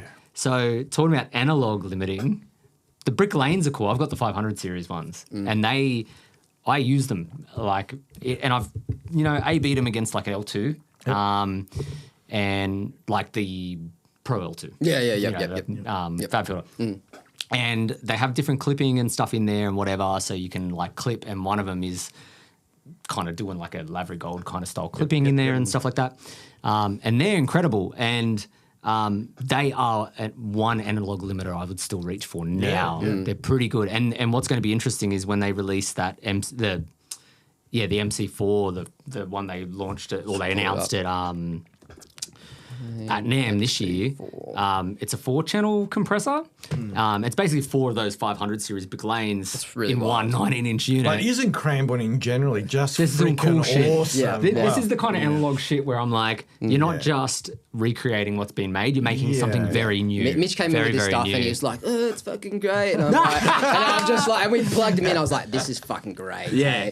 And so this thing's really crazy good. because it can do multi-band and stuff like that. And I'm talking about heaps because they're the first bits of analog that I've found extremely exciting in a really long time. Like I get excited about analog at any day of the week, but this is looking ahead. Yeah. I was at NAMM and I was at Mitch's post there, and he was showing me some great EQs and analog things. Yeah. And after I finished, like, you should go to the next shop over there. Yeah. The Cranbourne. Cranbourne. Check that out. I checked it out. And I was like, And to be fair, I'll disclose this. Like, I was working for Z&H, and they do make amazing analog recreations and hardware, and they've got stuff that are go-tos for me, and they're a bit more affordable than some other options. So, like, we talked about like GMLs and Sontex and stuff. Like, they make a very good Massenburg and Sontex style EQ and stuff like that. Yeah, and they're well priced. Yeah. Like, if you're starting new, you'd have to recommend those for a new engineer coming up because they're all the right architecture, all that sort of stuff. But while I was there, I couldn't help but I was just like, have you gone to create, like, because I was just like, man, this thing, like, The it's idea that you unreal. can, the idea that you, like you said, you can do Yeah. multi-band, you can link channels together, you can Yeah. choose, Yeah. like this modular. Yeah, it's new, it's cool, it's exciting. De-essing as well. Oh, like, yeah, you can do hardware like an de-essing, ultimate yeah. vocal chain, like with All Yeah. in the one thing. all in the one Yeah. thing. Has Yeah. it got pre's on it? No. Well, No. Joe, I've hammered you about your gear. Let's talk about Nick's setup. So what's Nick? You've cut it down. Hey, Yeah. And you've also gone the opposite way. You've gone to home too, if you want to. Yeah. Yes, right, So okay. tell us, Well, tell us what's happening. Well, where do you want to start? So, like what are the pieces that you lean on a lot? Do you have anything? Oh, so I've got the HVEQ 6S. Yep. HVEQ 6S. I'm Yep. getting all the names right. Australian yeah. company, right? Oh, high voltage. High voltage, Yeah. I went to school with him and his brother. Oh, did you? cool. Yeah. No way. This stuff's like affordable. People are enjoying it, right? And Yeah. they're built stupid well. Yeah. Lockie has Lachlan. Yep. Sorry. Yeah. No, he's Sorry, I got get in trouble for he's calling got Lockie all the time. he's got the SSL, like the bus, the G bus. He's got the G bus, SSL. yeah. This is an This is the EQ. EQ. This is like the Marg. Yep. Yeah. I got one of those. Yeah. Yeah. Awesome. Same. Yep. I love that. I love that EQ.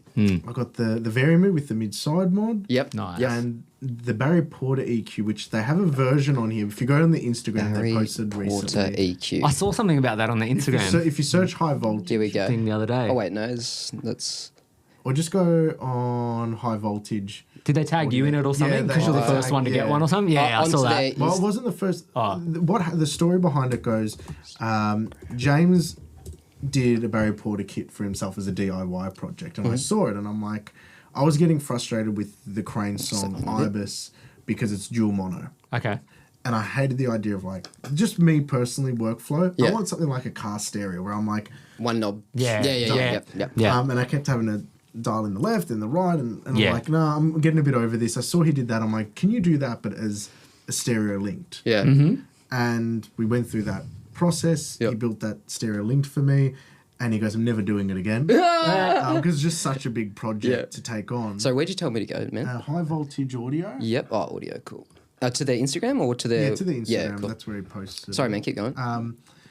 He goes, never doing it again, but Yeah. everybody was smashing my DMs. Like, where'd you get this EQ? Yeah, It was yeah. The Barry Porter, like that. 2016. that one. 2016. Oh yeah, cool. Right. Everybody wanted one. Like, Yeah, right. Yeah. The whole idea of having a Barry Porter EQ on their mastering chain, people were like, oh, I really want one. I really want one. He's not the only company that sort of went down that route. And he goes, I'm not doing it. I go, you got to do it. You got to do it. You got to do it. He eventually did it. So now they've got a release of this, but it's back to dual mono. It's not the stereo. I'm the Right. only one with that version. Wow. It's a 101. Yep. And yeah, it's just such a cool EQ. It sounds really good. Yeah. But for me, it wasn't like the sound was important, but all I wanted in my analog chain was a car stereo. That's all I Yeah. wanted. Yeah, cool. I just wanted to be like, I want more low end here. Yeah. Crank it while it's in the analog chain rather than in a plug-in. Yeah. And it does it so well. Like cool. it doesn't start coloring the sound in a weird way. It doesn't feel like I'm choking up on anything, or it's. So it's transparent. I would say it's transparent. Yep. Some people might say it has a sound, but for Yep. me, it's like I want more low end. Yep. I like that. I like Yeah. the car stereo analogy. It's just- That's cool. It's just, I'm basically Millhouse. Yeah. Like that's all I'm doing when I'm running that. Cool, man. So yeah, that's the gear side of things. Yep. That's culled down a lot because I used to have the Crane song, I used to have the TC, I had the Dangerous Convert, I had a few other pieces. What are you monitoring on right now? Neumann's. Which ones? Three ways? The 130 or the 310As. And Neumann then 310 with A. stereo 750 subs. Right. Nice. Okay. Nick's room sounds great. Oh, yep. Sounds solid. Yeah, so we talked about your room after we watched the videos and stuff. I like the design that you've done. If anyone, I'll pull this up. Yeah, so if anyone's interested, you've done walkthroughs of the whole thing, haven't you? From the build, like the design When to it was the just a room, yeah, to the measuring. What was the inspiration for going home? Was it financial or was it just like, does it work better No, for you? It was the dream build. Fuck yeah, man, that's cool. We sat on the land for like 7 years, Mm-hmm. and I'm like, I want to build it at home. I want windows. Yeah. I wanna be able to Yeah. see the Windows, outside man. world. Yeah. Oh, imagine Yeah. that. Yeah, we're in a position where we could fortunately do that. So it was definitely like the dream build Right. and Nice. lifestyle. Are you on? built around that? Is it one room at the moment? It's one room. Yeah, cool. It's one room. Well, for you, like for a mastering studio, if you're not tracking, why? Not tracking. No, why would I you don't have bother? Other people come in and out. Like Yep. clients come in for attended sessions, but I love this, dude. I've paused it here because we were talking about this design. Did you make this? That's my design. Dude, that's so good. that is so sick. People have DM'd me for it. Yeah. And I'm like, no. Yeah. Like, Yeah. No, that's really cool, man. I like that a lot. yeah. So that's the monitorings, the Neumann, they're pretty flat. Yep. But the whole workflow of this space is just always been this ethos of like me and sound, like nothing else. Yes. Yeah, I get that. Yeah. I like that. I recently did an album. It was a jazz album, and I blacked out the screen How's it sick? for the whole day. Yeah. Pen and paper Yep. and just the analog gear and the sound in front of me. And I enjoyed that. Like that to me is how I've designed my room. I'm jealous. I just get that. I don't want the distraction of anything around me Yep. or like. Man, I mix with my eyes way too much. Like, looking at frequency analysis or volume dBs and that sort of thing. Like, yeah. They're aids. There's nothing bad with that. Like, and I get criticised sometimes for being too technical and looking at those things as well. But when you're making decisions, you just want to listen to what's happening. And this room was purely built around. I need to make sure what I'm hearing is the best fidelity when I'm sitting in this spot. Yep. So everything is built around. Totally. Everything is tuned around. Totally. That. Obviously, like, not all people have that luxury because most people are at home working with plugins, so they need to be looking at a screen the whole time. But when you're as lucky as we all are, we've all got hardware. Yeah, turning the screen off is such a rare and beautiful, and it transforms the whole room. Or not just even looking at it. You don't even have to turn it off. Yeah. You know? Yeah. I've got like a Summit EQP, like their Pultec phone in front of me. That's directly in front of me, and nothing's better than just putting your hands on it, closing your eyes, and just adjusting until you feel it's right. Yep. And not worrying about the screen or anything. Yeah. But I even have a little a rotary controller. If I'm using a plugin, I'd like to do the same thing, not look at the screen and just kind of do that. And Which controller do you use? Yeah. Sorry. It's called Knob. Knob. Okay. Knob plug-in controller. Is that? Yep. Yeah. Yeah, don't say Cool. You can hot corner your Mac though. You can. So that's what I've done. I've hot cornered the Mac so I don't have to physically turn the brightness down or anything. I just drag the mouse to the bottom left of the screen and the whole screen goes black and then I drag the mouse out of it and I can keep That's working. cool, dude. That's That's a cool. nice Hot trick. corner. Hot corner. Knobs and hot corners. Yeah. Hey, let's go. It's cool. an accessibility feature Right. on Mac OS. Okay, I'm looking at that. That's cool. That's cool. I've thought about getting Which one is it? some So- kind so- of. No, it's this one. It's Oh, that one cool. there. Yep. That's cool. Oh, I've Yeah, yeah. seen that. So that actually controls digitally. Yep. What's So, in the... so you can just assign that to anything, really. Anything. As soon as your mouse hovers over it, that's your control. Yeah, Love yeah, that. Yeah, Yep. that's Love that. cool. Yeah. Oh, And so man. you Love can that. just focus and use it. Yeah, I'm not going to buy one of these. it's great. Knobcontrol.com. Yeah, this could be sketchy. Kids not watching. Yeah, that's just Joe's idea. Man, that's cool. Can't access that. Joe's anymore going to get us all in without trouble. Yeah. No, Like, don't Google They, Joe's they knob. can't be. They can't be expensive, right? Like, I don't know. it's more than I thought. Yeah. Yep. Okay, it's about 500. Yeah. Do you guys use Stream Decks at all? Yeah. Yeah. Nick does, and Yeah. I'm very close Yeah. to it. Do it. I love mine. Yeah. Yeah. I'm very Yeah. close. Yeah. Like, Yeah. I think if you're doing any kind of YouTube video editing stuff, it's super indispensable, obviously, for a bunch of different shortcuts I've in got your it as my sessions. monitor controller. That's nice. That's yeah. where I want to adopt cool. it for Yeah. Atmos. Yeah, cool, Yeah, cool. monitor Yeah. controller. Yeah. Yeah. Yeah, so super powerful. Oh, I yeah, pretty this- much- so yeah. super powerful. Mine's got Yeah. mine's set up for just all key commands that require more than one hand. So I don't have to slow my workflow. I can just go, that instead of going, it's just a one. Yeah. So I got a bunch of stuff programmed to it. But They yeah, are this very, very this is useful. cool.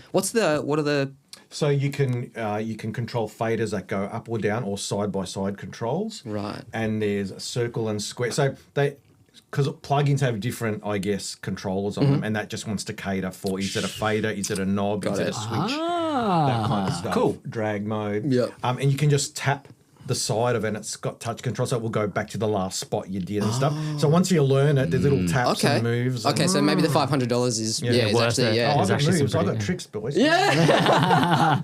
Tell us more about your I'm not just knob. an analog guy.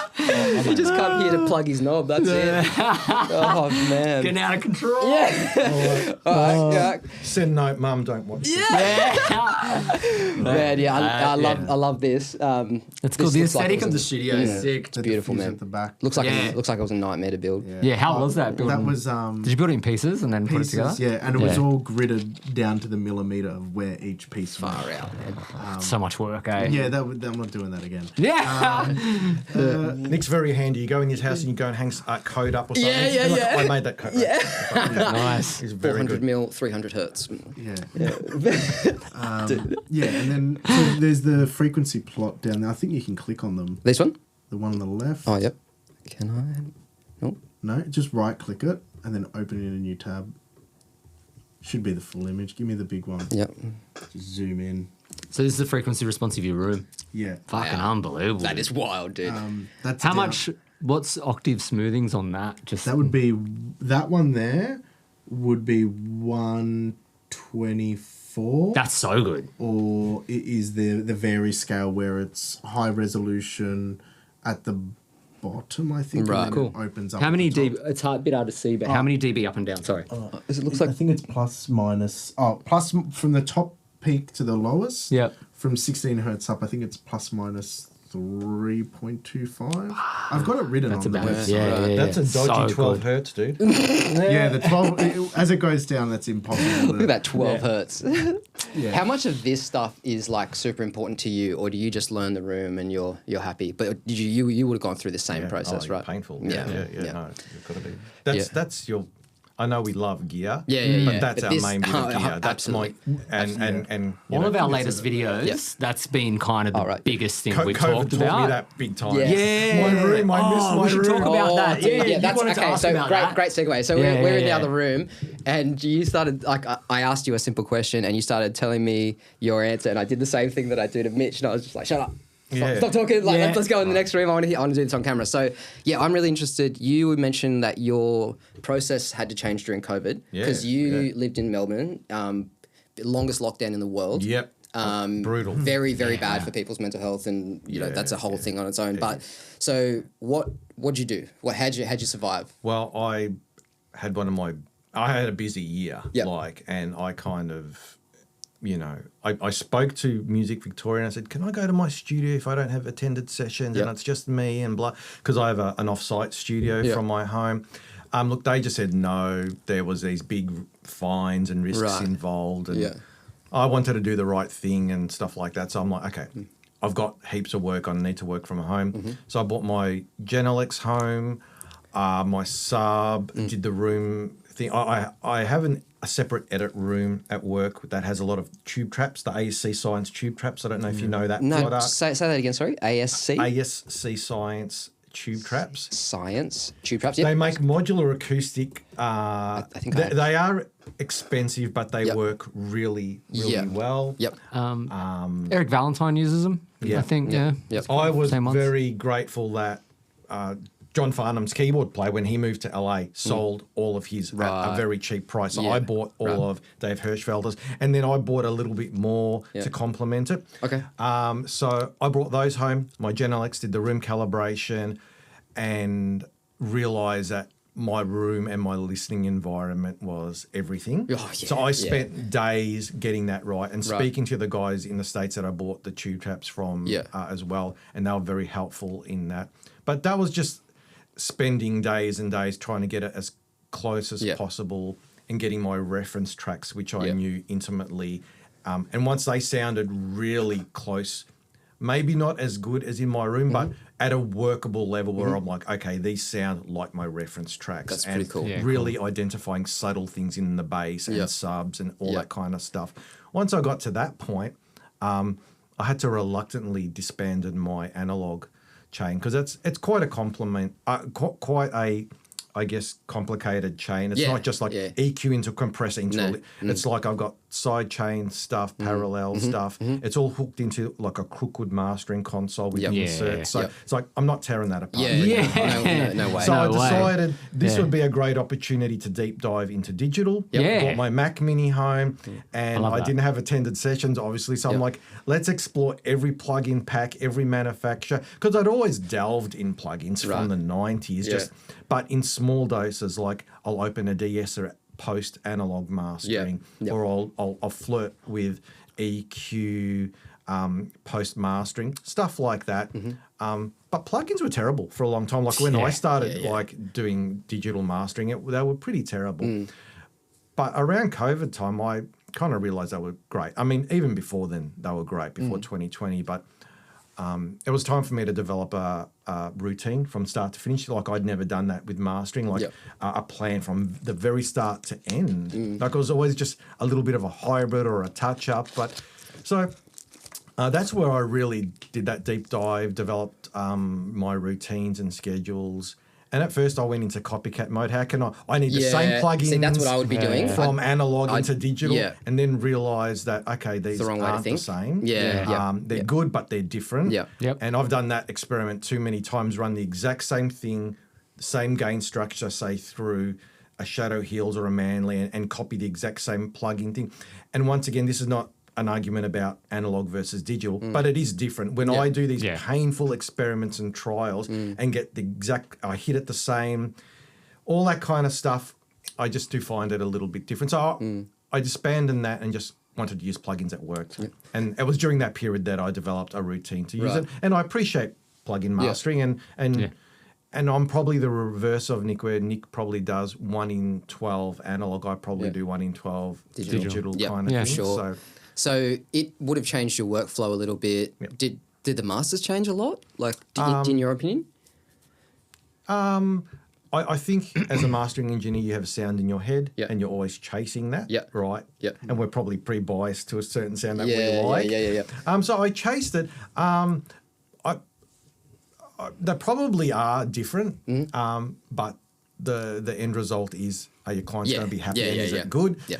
So possibly different. And there were some things I missed in the analog world only because I'm used to that stuff. But people are coming to you for your ear. Yeah, and your taste and your perspective. And I got to a happy place with every master, and that's what it's about. Was there, like, can you tell us, was there one that you did during COVID time in this list? Or is that... You can't say? I couldn't remember. Yeah, that's fine. That's fine. It's King Giz, man. That's cool. Do you know some what? good records. I think we did a King Giz record during lockdown because they couldn't tour or do anything. Yeah, right. And they do it themselves, don't they? They record themselves? Yeah, and I think that They do them so often. It would have to be almost by default. It might not have been a main release, but it might have been that they did like an oddities release of demos and B-sides and all kinds of things. And that might have been all digital. Wow. Okay. It's cool. I think, or I might have snuck back into the studio. And done something. I don't know. Man, what you're saying about the listening space being the most important thing, like after I spent some nice money on some ATCs and actually had some monitoring that I trusted and I really liked, you can take everything else out of that room. Just leave me my monitors and the treatment. You're and so right. I realised I was 100%. dead in the water. As soon as 100%. I sat behind the screen, I'm like, I am dead in the water here unless I can hear what I'm doing. It's useless, isn't it? Yeah. But it's also a credit, and this is something I think we're fortunate about and where technology is going with speakers. You use the GEM system on the GLM system. The GLM system on the Genelec. That's something Genelec does. Is that a DSP thing that they do? Yeah. IK do. IK Multimedia with their speakers. Neumann are implementing. Yep.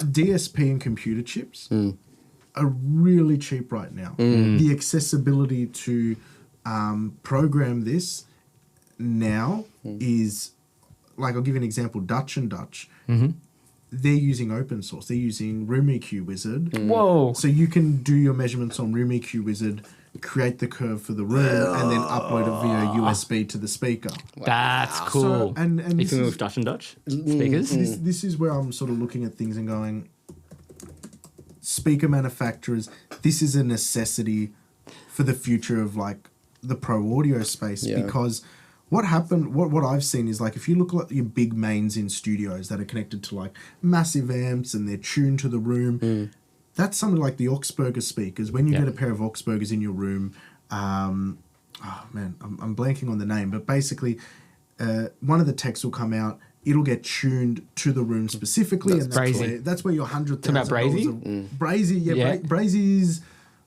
He was working for him. Yeah, on He was doing Miami, on the installs, East yeah, Coast. yeah. I think he's managing another studio now. You'd have to Miami. consult with them if you moved your furniture, Yep. if you know So everything, Jimmy right? in Preston, I think he is. Okay. Ginger Studios. He had a studio in Cremorne with the Augsburgers. When he moved it to his new studio, they were again on a Zoom call, retuning and accessing the amps. That's crazy. Ginger Studios. Okay. And the reason why I highlight that is because you look at your elite studios of the last 50 years, everything was tuned by professionals. They were big, expensive systems. Those speaker companies came in and go, well, there's a prosumer market here. Let's build speakers for them with our name on it. They built these speakers. It went out to these prosumers, and they were throwing it in whatever room they had. But they didn't have access to the technology, to the expertise, or to the tuning. Right. So it was never the same experience. Of course, yeah. The fact that now with the GLM system, I think that's pretty ubiquitous across Gen X line. You can put some speakers in a room, have it tuned to your room. They might not be the massive mains, but at least it's a part of that process that's happening, which I think helps with the accuracy of the way they translate. Course, and I man. think Of course. And it's very different to putting something like a Sonar Works on your mix bus and stuff like that, because it's happening in the speaker. it's happening in the speaker, to the at room. the speaker. Yeah, it's not happening through a DAW. A DAW or an aggregate device. The only downside to it is that because it's digitally on the speaker, there can be latency and other things if you're tracking. But in my brain, I get so dumbfounded when a speaker company comes out with a speaker that's new, making massive claims, and doesn't put DSP. Oh, I can't believe it. Yeah, I don't yeah, know. yeah. They won't support Now. it. Right. I'm like, why? Even there's legacy companies that are doing it, and they've got incredible acoustic design and drivers and integration and the way they design them acoustically. I'm like, these aren't going in perfect rooms, Yep. Yeah. and yet you have access and you can see the market going that way. What are you guys doing? Because I'm not going to name companies because I don't want to put people on blast. Sure. But No. speakers I love Yeah. and companies I love which aren't doing it, and I'm like, Yeah. No, Yeah, especially it's- for anything near field. If it's a near field, it should have it. Yeah. For sure. Like, because that's So- where they're going to know. Well, the time I set the tube traps up in my room and did all that really careful speaker placement and then engaged that room correction, it brought it home. Yeah. It Yeah. was the difference. It Yeah, was yeah. really, yeah. yeah. Yeah, that's cool. Yeah, it's that, like, the DSP stuff. Like, I know there's people that online that'll kind of criticize any kind of speaker DSP too. There is some anti people to that, but it's like you're talking about like something that can really clarify a mix or fix a potential issue versus, like you said, like, a little bit of latency or something. It's like, well, what's worse? more important? Yeah, Yeah. what's more important? Yeah. You know? in my brain, all I want to do is do the best job I can. Yeah. I don't care. Yeah, how don't the get in hell the I way get of that. there. Yeah. How can you be The against tool it? needs to do If the there's a job. 6 dB peak and it flattens it out. Yeah. How can you say that's a bad thing? Yeah, You know yeah. what I mean? And then that's why. Like, and I have a super flat room. Yeah. And then when I go in there and I make decisions, Yeah. I'm super confident. I done a really fun test with Mike Trebeskov in his studio when we were tuning. Oh, yeah. I saw you worked on his room. Yeah. That Shout test out, Dr. Mike. basically was we're having issues with room modes, but we had to balance them in the listening position before we did any DSP or anything else. So we ran a sine wave at the room mode because there were multiple modes. Yep. And at each mode, we would have a SPL reading of the mic position and then write down that SPL on painter's tape. Put it on the floor. Wow. Move the mic back. Yeah, Put it right. on the floor. Move the mic back. So it was like at 52 hertz, it was 91 decibels here, 88 decibels here, Yeah. 80 decibels here. Yeah. Okay, let's go to 104 hertz and do the same tape measurements. And then we go, well, where does this most evenly balance? Yeah, right. And then go, that's where we're going to start our listening position in before we start doing anything else. Because, and the reason why I highlight that is because just even me moving my head from here back to here Yeah.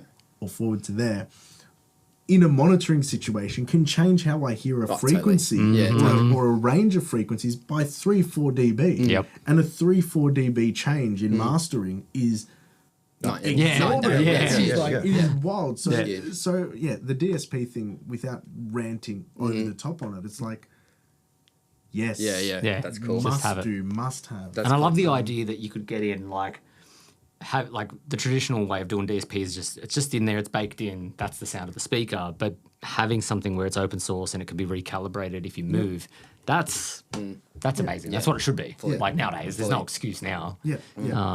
I had a question for both of you, and I'm sure we're going to get different answers from both of you. But have you guys got a pet peeve, something that no matter the level of mixes you get from people, something that comes up a lot, like whether that be people's stereo image being off, people mixing with too much of this, too much of that, or, you know, have you noticed that with, say, more digital mixes, you're having to deal with the top end more, or, you know, do you guys have any, is there a pet peeve when a mix comes through, you go, oh, this again, you know, they've done this again, or like, I've got to deal with this problem again. Is there one? You go first, because I've got one that nobody will say. Yeah. Oh, it's spicy. Do you have one, Joe? It's mainly heavy metal music. You dickheads. And what is it? It's too much kick drum. Too much everything. Yeah, that's fair. No. Yeah. One common problem that comes up a lot is I find that tracking or mixing, probably the tracking engineers don't match mics to the vocalist. You know, they're not, that art has been lost a little bit. Yep. And particularly people with bright voices, they're giving them these bright mics, and this sibilance goes right through to mastering, and then you're left there trying to DS stuff on a stereo track. So that's a pet peeve. I own every DSer plugin known to man, because they all do something different. And you need to audition them all for projects. And recently I saw Bob Horn's post about Split DS, Split S, and that's a cool little trick to have as well. And there's the high fail stuff and a few other, even though that's not strictly a DSer, that's but I've got a bunch of them. But DSing comes up a lot, time and time again, and it's a real headache in mastering. You go, Nick. I was just about to say, I can pick out an NT1A on recordings. They have it.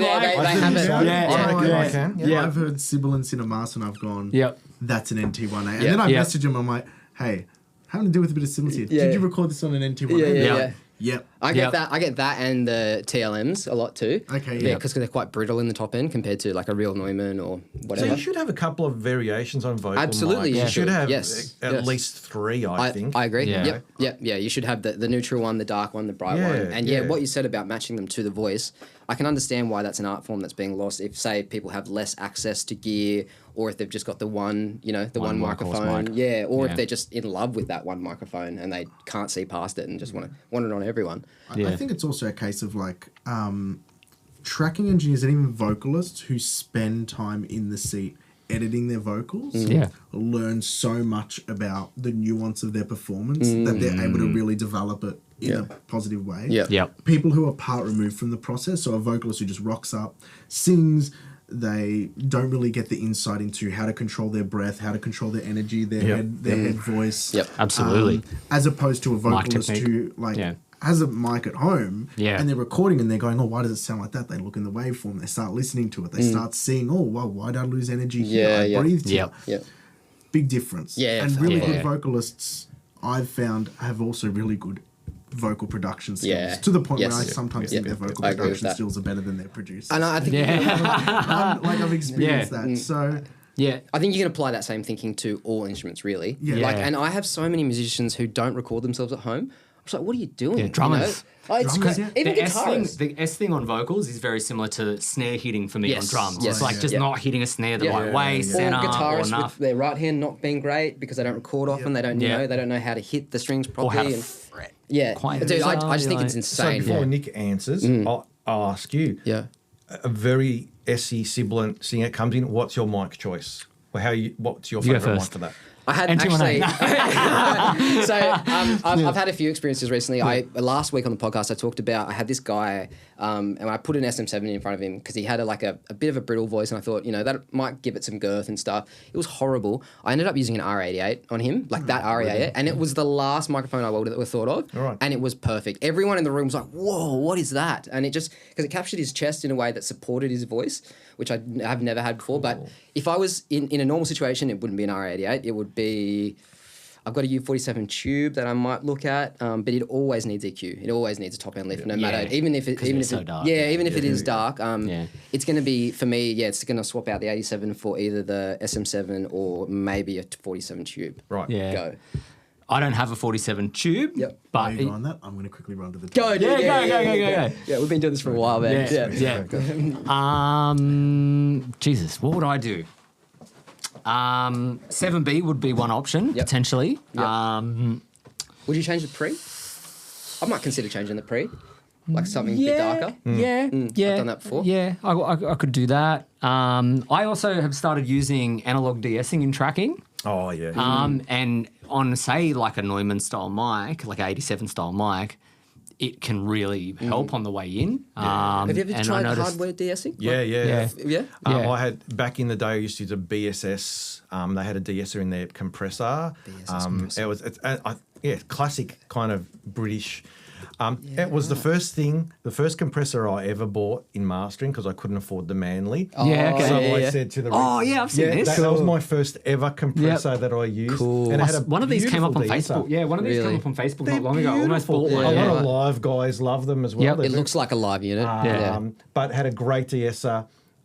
Used that for a long time. But then I enjoyed the precision of digital de-essing. As much as I'm a big analog advocate, I found that kind of took out too much. It was too broad. My fascination with plugins grew from de-essing from the mid-90s. And that was my go-to thing. So I have a pitch and catch system where I play it out of one workstation, hits my D to A's, feeds my system, and then I capture it on a completely different system. Right. It's all clocked the same. Yeah, wow. It's complicated. And my fascination was with that pitch system to just buy de-essers. So before I got into my chain, I would de-ess it a little bit first digitally and do that. So that's what I just... Makes sense for mastering. I disbanded analog de-essing and I went into... And to this day, I still really like that process digitally. It's one of those things that I don't do analog anymore. I think it's much more precise, and things like the Sony Oxford, which has like some dynamic tracking and stuff. So if they pull back a little bit, the threshold chases them a little bit. Sure, okay. That's cool. It's the Sony Oxford suppressor is. I would give that my gold. I was going to say that was going to be my that question. Is What is my favourite plugin of all time for de-essing or just plug-in? Yeah, I think it's an all-rounder. Sony Oxford what? Which one was it? Suppressor. Okay, right. It's my most used plugin I've ever used in my life. I think it's a beautiful. Okay. 250. Yeah, all right. Gonna have to get that one. Cool. Sonics. We've talked about Sonics. I think I've had it on for the show. They do make good stuff. over 20 years, and they've supported every upgrade and everything like that. That's cool. That's cool. I love it to death. By support every upgrade, have you still got the original license from 20 years ago and they've upgraded it for you, or have you had to buy a new license? No, I've never bought a new license. That's great. Incredible. That's very Waves, take note of that. Have you got one for us? Oh, pet peeve. Yeah, man. You said you had one. I had one which was far from the technical side. Doesn't matter what it is. It's communication. Yes? Yeah. So the biggest pet peeve is, so I'm happy to like play ball. Yep. All the time. Like throw me a good mix. Yep. I'm going to jam on it. Throw me a mix that's a bit quirky. We're going to jam on it. Nothing sort of like grinds my gears when communication is at a complete drop off. Right. Yeah. Like mastering isn't transactional in the sense that it's a McDonald's drive-through. Yeah. Where you're like, hey, I want a Big Mac, large fries with that. Yep. Yeah, I'll get the chicken nuggets too. And then you just hit the next window and you're out. Yeah. For me, it's like, well, I'm putting time into this. I want to make this the absolute best it can possibly be for the sake of the music and the person on the other end, the engineer, the producer, the artist who's engaging me. Yep. Which means we need to play ball together. If I send a master back and you love it, that's great. I don't need the praise or anything, just like a thumbs up. Hey, this is good, it's cool. Yep. If something is left of field and you can't quite pick it, let me know. Communicate. Same thing. I'm still in this with you. We're going to go. Pet peeve is when communication drops off. It doesn't happen often enough. But it's, if I had to class things as in order of importance, it would be communication across a project. I can understand That's that. why I'm sort of like, that's the biggest pet peeve. Even though it doesn't happen often, when it happens, it hurts because I want the communication, good, bad, or ugly, Yeah. because I want to make it work for you. And Yeah, then you yeah. hear these Yeah. stories of how somebody shopped around a mix to 5 different mastering engineers. They couldn't get the result they wanted. But it's like, Did you communicate what you wanted? communicate? Yeah. Did you actually say what you yeah, wanted? Did you, Yep. even outside of saying what you wanted, when you got something back you might not have liked, Yeah. did you communicate with that? With them? Yeah.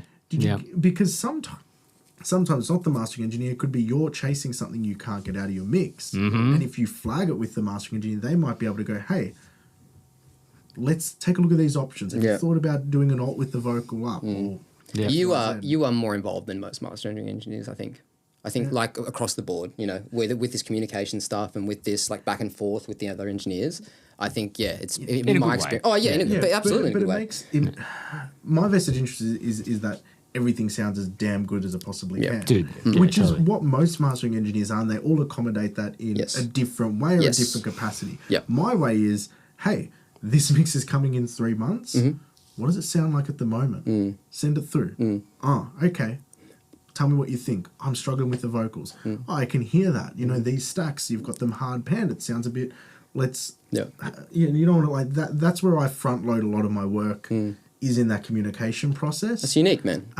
So yeah, that's why I sort of highlight that as my pet peeve. I know it's not that's the good. technical No, stuff. dude, no, it's all relevant. It's I all would relevant. argue that's Yeah. the most important. Yeah, yeah. Like beyond anything, communication with whoever you're working with needs to be healthy, and It's a massive for factor us with for them. us to all work and do our job. Like it's been and I think as like an engineer, you're still a creative person, so sometimes artists forget that we're creatives as well, and they forget that like we're on that journey with them, and it's kind of like I'm here to help you see your image through to the end result. Like whatever you've got in your head that you want out there, we're here to facilitate that. Yeah. And for that to happen, it has to be a team effort. It doesn't matter if it's music, 100%. any type of art, film. Like one of the best analogs for this is like film, right? Where like in the film industry, you have these big budget films and they just fall apart in production. And then you can tell because the movie just looks like shit or there's problems, and you can see that come out on screen, Yeah, you know? absolutely. And I'm sure the same thing can happen on records as well. You know, but in our industry, sometimes those albums just never come out or whatever. Yeah, so you that's never true hear too. about them. I've got a quick one for you guys. I'm just curious. You know how sometimes people operate and they'll approach 5 mastering studios and say, "Hey, we've got one song and we want you guys to master it, and whoever does the best job gets the job." Are you taking that job? The Rick Rubin one. Or are you saying go away? Are you gonna take that on? Are you gonna have a competition with other people? You can answer your one first. No, I'm curious. There's no wrong answer. I've got my own. Yeah. No, I'm just curious as to. Oh, I generally will take it on. Yep. Because a lot of that stuff is often a label stuff and it's got a high Yeah. profile attached to it. You're not going to get an indie band generally doing that yes. because they don't have that budget Yes, yeah. to do that. It's going to cost hundreds and hundreds of dollars Yes. to demo that out. What's the premise of it? Is it the premise a spec job, or is the premise that they're paying 5 separate mastering engineers? Well, usually it's spec because I don't know many Okay. people No, that actually. I generally don't. Yes, Like, right, okay. I will do a paid Yes. demo. Yeah, If you're paying me, that's Yeah. a gig. Yeah. And if you're telling me 5 other people are doing it, it's still a gig. Yes. And I actually relish the challenge. Yep. Yep. That's not a problem. Yep. I'm not going to do it as a freebie. No. I rarely do that. There might be situations that I'm struggling to think of where I might do that. Yeah. Sometimes if I really love a project and I'm speaking to someone and I want to get it over the line because I really want the project and it's great, I might say, and this is more of an indie thing, this won't be a major label Yeah. thing. I'll say, I'm going to do a minute for you because I Yeah. feel like maybe you're not, you might not know what I can do. Sure, for yep. you. And I've just heard the mix and I'm Yeah. like, I know exactly what I can Yes, do. yes, And I yes. know that that's just going to bring them home. And I know that it's probably not going to waste my time because I Yes. feel like I'm just going to win them straight Yeah, away. exactly, So yeah. I think there's a time and place for that. And I just, I do many of those jobs where there's a shootout, and sometimes you're told up front, and other times it's a nice surprise at the end where they go, "Oh, by the way, we tested you out against a few other engineers." yeah. So sometimes that happens, but not so much freebies. Yeah. And you, Nick? So paid, yeah. It's like Yeah. okay, Yeah. and I'm happy to go to town on any project like that. They've been fun and surprising, and I've ruffled a few feathers, unfortunately. Which is it just sort of like yeah, it's good. Sometimes I'm a bit blasé and ignorant when I'm talking to people. Yeah, Like, yeah. I'm not going to say names of Yeah. engineers, but there's one engineer who's relatively famous in the mastering scene. I met them in LA, Mm-hmm. and I'm like, hey, we worked together on so-and-so project. I won't say the name of the project, so the engineers announced it, and then I realised I actually shot out with them and won the album. Yeah. So that's how I like introduced myself. Oh, I'm no. like, I just thought they had done like a lead single. Yeah, or something. yeah, I'm yeah. like, whoops. Oh well, that's the It world was a bit awkward, sometimes. 'cause Yeah. it's really cheery and cheerful, and then it's okay. So yeah, paid. Yep. Yep. Spec. I've got a few rules because typically I've found people shopping around spec tend to be more indies anyway, and I tend to say no Yeah. if they're coming directly to me. There are a few producers and engineers I have really good relationships with, and there are certain projects that I have done spec work before, and it's always panned out in my favor. Where I've done the spec on the single, got the album, Yep. but they respect me enough not to come to me with spec every single Yeah, project. It's yeah, like, yeah. Hey, So there's it's a this relationship Really, it's thing. it's like Yeah. there's this Yeah. really great opportunity. This producer's doing it. Who did?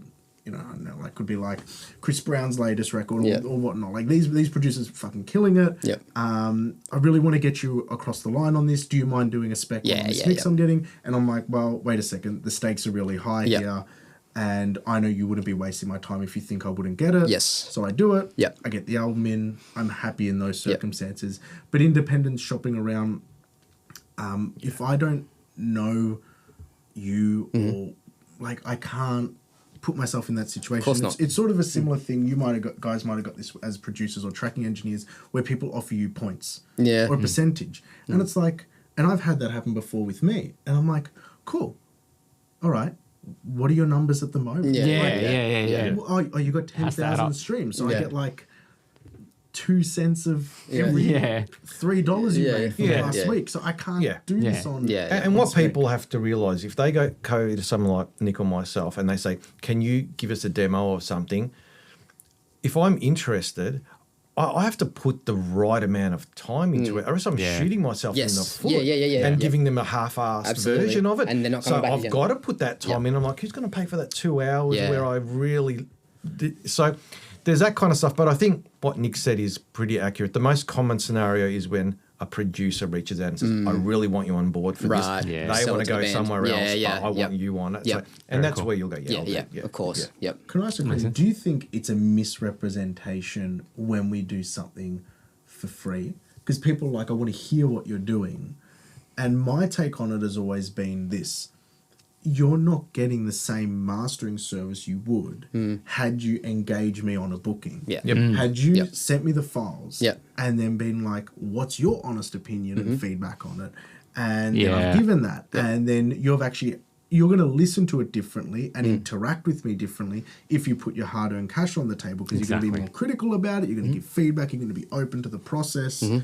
So I've always been sort of against doing the free things, especially if I'm not engaged or with the person Yeah. or know them. Yeah. It's like, this isn't a like for like at the moment. Yeah. You're getting a snippet of something which I did based on what you gave me, but that's not actually how a mastering Yeah, project that's not the full operates. service. Yeah. It's not the So full it's like- experience. Yeah, It's you're pretty so much right. a hard no. If someone Yeah. just rocks up in your email unannounced and says, "Hey, I'm just shopping around. Can you show me what you can do?" It's Oh, hell a no. hard no. Yeah. Yeah, It's like, yeah, sorry, yeah, dude. yeah. No, Yeah. no. Yeah. Yeah, listen to my No, cat. And I'm there's the glad. potential. There's a 15-track album after that. And I'm like, no, Yeah. still no. Yes. Yeah. No, that's the answer I was looking for. So that's good. Yeah, Yeah. yeah. Nice. Man, I cool. think we're gonna We're have to almost- wrap up soon. We're gonna be Yeah, at yeah. this for like 2 hours now. We're getting there. We're getting there. Have we been on for that long? Yeah, there's one question We left. flew here, so I went 4 hours. Dude, I'll go all day. Let's go. Nick, you had a thing about the Australian industry versus the US industry that you might have wanted to mention as well. You said in the notes. I guess you should start with his experience recently, right? Like, Yeah. So, like, I'm not sure exactly what you wanted to talk about there, but you'd mentioned it in your No, notes and it's stuff. just in the notes. It's What like did it's you a wanna- different working relationship and environment. Yeah. Somebody I spoke with likened it to this. It was Nico Hamui. I'm not sure if you remember Nico, Pensado's old assistant. Okay. He does the Faders of the Lost Art. Yeah. I had him Yep. on my podcast, and he goes, "The fact you're on a job, there's another 99 people behind you ready to kick you off your stoop. Like if you're always on your feet delivering. yep. Because if you don't deliver, if you don't perform 100 all the time, you're out for the next person. Yeah. You're talking about the American market? On the American Oh, I totally. Yeah, the competition is huge. And it's the same for me when a project crosses my desk. I'm so conscious that if I make the slightest indiscretion or fuck up, and this isn't because people would want to disrespect me or be mean or malice. It's just that everybody's ass is on the line on a Competition, man. project. Yeah. The mixing engineer's ass on the line, the producers, everybody who's on board. Yep. And if you're the weakest link, they're all going to remember that. Yep.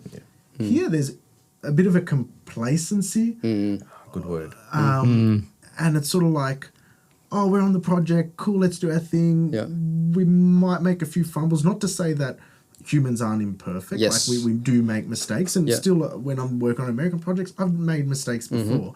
But here, it's almost like, don't worry about it. Do you think it's Yeah. just because the industry is less saturated and as a result less competitive? Also, not as old. Like that American industry's had so much time to be set up, It's and a then, mindset. Yeah? Yeah. Yeah? It's a general mindset. and Yeah. I agree with you, but I would say that like it would have to have something to do with our industry not being as developed or whatever word you want to use. But I agree 100%. I've seen it here too. The juxtaposition I don't get, though, here is that people want to reach the same heights, the same accolades, have the same successes in their career as what they see, high-profile engineers Yep. do overseas. Yep.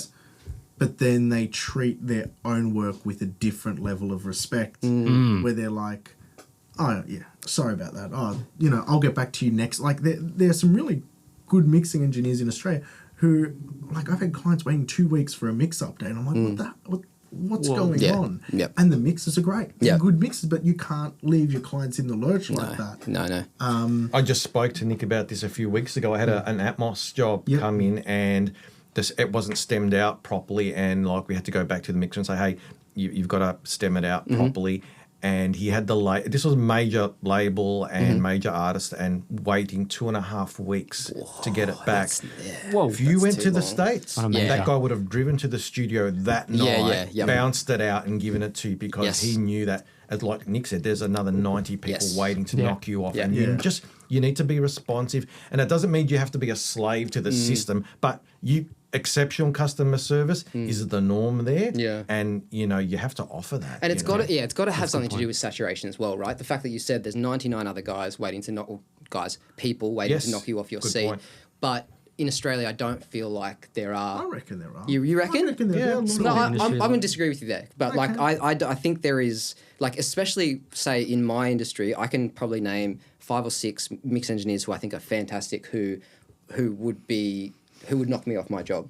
But I can't think of 20. I definitely can't think of 50. Yeah, but you'd still get knocked off. Yeah. But, and I think people are pretty accepting here, where they're like, oh, and I just felt for one particular artist, I was just so frustrated and pissed off for them, because the mixing engineer was like really slow on what they were meant to be doing, and the artist is probably frustrated too, but they're not showing it. And in my mind, I'd be like on the phone to management and the A&R and being like, just sort this the fuck out. Yeah. Like, Yeah. get this over the line, because I guess, yeah. we're behind. We've got all of our videos done. We've got everything filmed. We've got everything sort of ready to roll. And Yeah, waiting on a mix engineer. Sounds bizarre. Yeah. Well, when you're working with management, A&R, and all that kind of stuff, absolutely. You're You a should cog be in able the to press machine, on. and you need to function as such. Yeah. Definitely. so Yeah, I guess us working with the more indie projects where we're with the band front to back, there's no you are the mix and mastering engineers in a lot of your projects. Yeah, on a whereas- lot of them. Yeah. And it's often the reverse. It's them that you're waiting on. Yeah. Stuff. Oh, no, Yeah. right. Mike tells Which me is that fine all the too, yeah, time. Working yeah. with the artists, sometimes they take forever to get back, or they're trying on revision notes, or they change their mind, or it's Yeah. like 2 months later you haven't heard from them, and you're Oh. in the middle of an album they're paid for. Yeah. Yeah. And it doesn't matter how big or small a team No. is, as long as it's not you. Yeah. holding it Yeah, up. yeah, It can be yeah, other yeah, people, yeah, but as yeah. long as it's not you, Totally. that's the point. 100%. Totally, Yeah. man. Yeah. Yeah. I've got one more question. Go. One bit of gear, plug-in or hardware, doesn't matter what, that you couldn't live without. Let us. Who wants to go first? I've got it. Like, I think I know what their answers are going to be. Yeah. You might have already told us yours. I hope you guess mine properly. Man, that's fresher now. Fuck. Have you got one? Not off the top of my head. No? This is not for Okay, me. I was for alright, these you- two. oh, it's for these two, is it? Okay. You can For go me, as well. it's super easy if I'm allowed to say it. Yeah. Room. Oh, is that what you were going to say as well? I was gonna Yeah, say. okay. Yeah. I was going to say monitors, but we could call the room a piece No, of the it. room is the monitor. Yeah. And I was we gonna say- pretty Yeah. hardline set that out on this Sorry. channel. No. L2. L2. We want stuff you can spend money on. Yeah. So like we Oh, pretty you much spend money on Yeah. it. whenever we you talk can. about speakers or rooms, we're always talking about speakers room are the same Yes. beast, really. Yeah, like yeah. they so interrelated to how they both Absolutely. work. Yes, yeah. No, that is the right answer. And I think that is the answer. Yeah, no, 100%. Especially I after thought I your... was going to be copying out. No, not at all. I had a Behringer Combinator at one point. Yeah, and that was pretty good. Combinator. What is that? Is that the stereo one? That's or? a multi-band, a Behringer Yeah. multi-band. No, I've seen that. I've seen that. Combinator. Yeah, it was trying to do that kind of like the TC electronic thing, right? Like a finisher in the kind of thing. analog. Yeah. Yeah. How long ago did you have that? 30 years ago. Well, Yeah. And, was this- this is when they were synonymous with bad builds. Oh, and, really? Like Yeah, bad pot. It was like Yeah. $5,000 unit. It sounded awesome for the is first it? 2 months. Yeah. Yeah. And then things started to go pear-shaped. $5,000. It was really this expensive. was back when Behringer was like German made? Yeah, right. And this was like their flagship unit and Wow. stuff like that. Wow. So It funny. didn't have a long life at my studio, but I flirted with it for That's a while. fantastic. It's funny. Man. I didn't know Behringer were German. You didn't Yeah. know that? Nah, I just Uli. You're showing your age, man. Uli, man. Yeah. Uli Behringer. Wow. Yeah, no, they just Can we not end this offshored it. podcast with Behringer? I'll get off the screen. Yeah. Quick. Yeah. They're just going to We're gonna have to burn your laptop. and be like, Joe Behringer. Joe, favorite. I'm clipping it out. Yeah, Clip him. I'm clipping it out. Clip him. Australian master engineers be like, Yeah. Behringer. Dude. So good. I really Man, did it. well, like we could talk forever. Yes. Should we think about wrapping this up soon? Yeah, Because yeah. Have we been going 2 hours? 2+ hours? Nearly, yeah. We can't. We can't make this a 3-hour podcast. Nah, no, can no. we? Yeah. I could. I Yeah, could. no, I absolutely. I could talk to you guys all day. This Yeah, has it's been been so awesome. fantastic, man. Yeah. So I think we think, wanna wrap up? yeah, well, I think we should mention that everyone should check out your podcast, which I got my jumper here. Yeah. I didn't want to like stand. no, dude, no, absolutely. So Yeah. I want to plug your podcast. Are you on the It's loudaf.club. Okay. It's actually a website. So loudaf.club. Unless somebody stole it. There we go. Oh, cool. Nice. Right.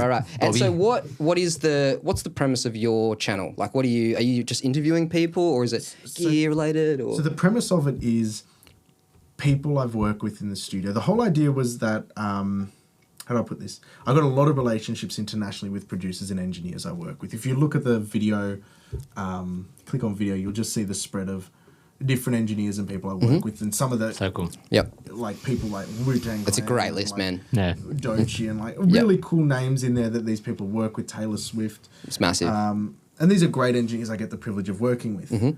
I'm all the way over here on an island Yep. Yeah. in Australia, and I wanted to sort of platform them in a sense that I'm curious about their work. Yeah. And then in the same sense, I wanted to show publicly, hey, there's somebody over in Australia, Yeah. and then other Australians can see it, that is working at this level Yep. with a pedigree of professionals. So yeah, it's just basically me exploring my relationships with these engineers, Hell yeah. these people. There's a couple parallels with what you said with your channel and our channel. You know, just wanting to explore this idea of like pro audio in Australia that really is underrepresented. Yeah, and for me, it was like pro mixing and mastering at an international level. Yeah.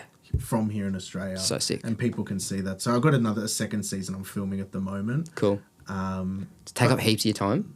No, because I time bounded. Like I had to get everything done by the end of April. Right. It's going to lap over into the first or second week of May, and then Yep. I'm done for the year. Yep.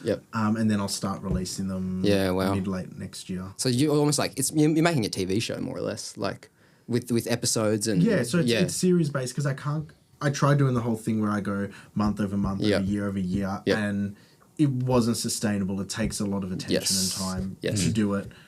Because We're learning you that. guys, but you guys get to chop it up between yourselves. Yeah. So it's like you guys are here, you've got something to bounce back with. Yes. For Yeah. me, I need to respect the time of people coming onto it. Yeah. So it's like I need to make sure I've done my research. I need to make sure there's a genuine curiosity there to explore that's relevant and will because I don't Yeah. want somebody coming on for like 2 hours and then getting roasted for using Behringer gear. I Can't finish on that. I really regret that. I love it.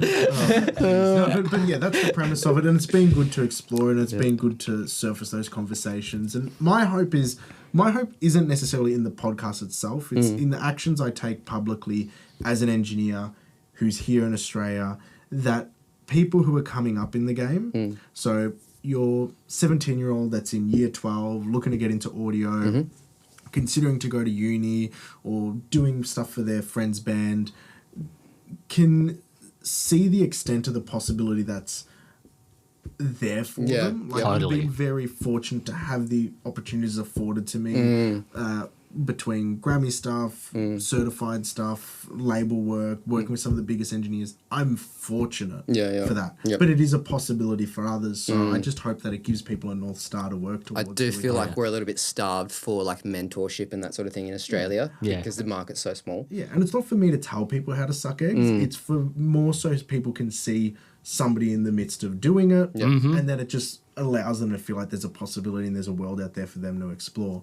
Because the only name I had when I was coming up was really Mike Stavro, I think, Mixing with Your Mind. Oh, dude, I read it when I was like 16. yeah, Such that an was important like the book. only sort Yep. of outside of heard Australia this book. sort of Oh, really? engineer that I could look towards. I got this with my teacher in high school when I was Great doing book. when I was doing Nice. the certificate 3 or whatever it was. Really really cool book. It's a lot of, he talks about a lot of perception stuff, right? Like and how to perceive things, and he just kind of talks about the way you should shape your mind when you're thinking about audio. And there's a lot of like really cool metaphors that he uses to explain like, you know, how the flame works and, you know, practical stuff. That's really cool. Yeah, I really like that book. Cool one. I lent it to I'm gonna have to someone, go I never get saw that. it again. Oh, yeah. Cool book though. Yeah, all right, so sweet. So we've talked about, that's nice, man. I'm gonna have to watch some of these videos. Was that book $600? No way. No way. No. No way. That one is. Yeah. That one is. Yeah, it's vintage. Yeah. Vintage it's the press, original. bro. Oh my god. Used Yeah. $600. You can smell the musty What? mold in the paper. Where is my version of it? I want it back. Wow. No, it can't be. No way. No. Yeah, all right, excellent. And so if people want to find you, they can go to your website. Yeah, so if you go on the home, if you click on the Panorama logo, Yep. there's like a cool. baby face version of me. I don't know. You can see the crane song there. Yeah, you can the green see- knobs, yeah. I had the JDK. Yeah, I've yeah. got the 4-channel 4710 pre there. Oh, Nice. I hate that thing.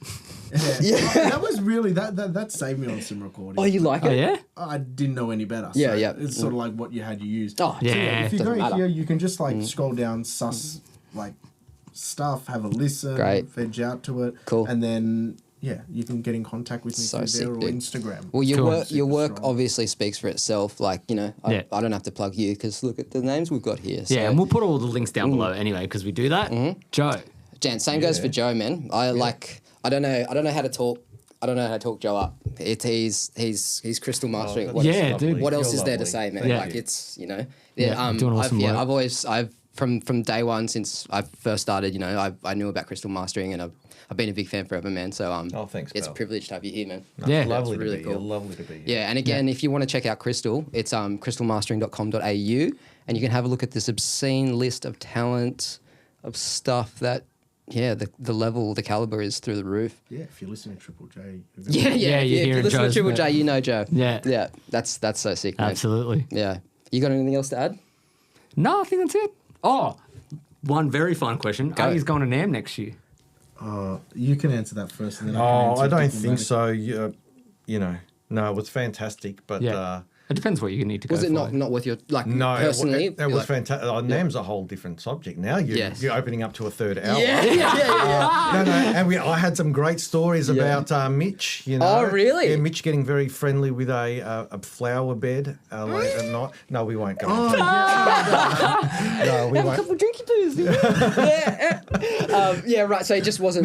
No. It was really good. Yeah. I loved it. about It's intense. Like it's an Yeah. intense week. I found it really rewarding. It's just the effort, Yeah. to go back there and do it again. I almost think I may have left it too late. in my career to keep doing that and going back. I understand. know. I understand. If I Yeah. was in my 20s, 30s, or even 40s, I'd probably think, yeah, that's something that I could nurture and Yes. keep Yeah. doing. Yes. I loved the experience. I went with my son. We had a blast. Yeah, that was so Cool. dope. Met some Yeah. people Yeah. there. How old's your son? 20. Oh, okay. And he's studying audio at Oh, he would have been RMIT. loving so it then. it was a really yeah. great experience. Nick was super kind and got us into all kinds of places, and just being at places like East West and Yep. going to all these venues and events was fantastic. And big props to Nick once again for organising a lot of that. But Yeah. I won't say no. Yeah. It was definitely a great experience. Yeah. But It seems like a lot of energy and effort. it is. Yeah. It is. But I just wanted to experience it once and say I've done Yes. that, tick that off. Yeah. But Nice. it was great. Yeah. I would recommend it to any young engineer to go and experience Yeah. and do it. Yeah. Well, Absolutely. obviously Mitch went last year, and I think we're going to go next year. Yeah. But have you got the same experience? I love going. Yeah. I don't know if I'm going to go next year. Oh yeah. I say that every year. Yeah. Like every year, it's not Yeah. until Yeah. like the last minute I'm booking. Yeah. Like this year, a week before I had to fly out, I started booking hotel rooms in LA as well. Yeah, I was pretty And I was close. like, Yeah.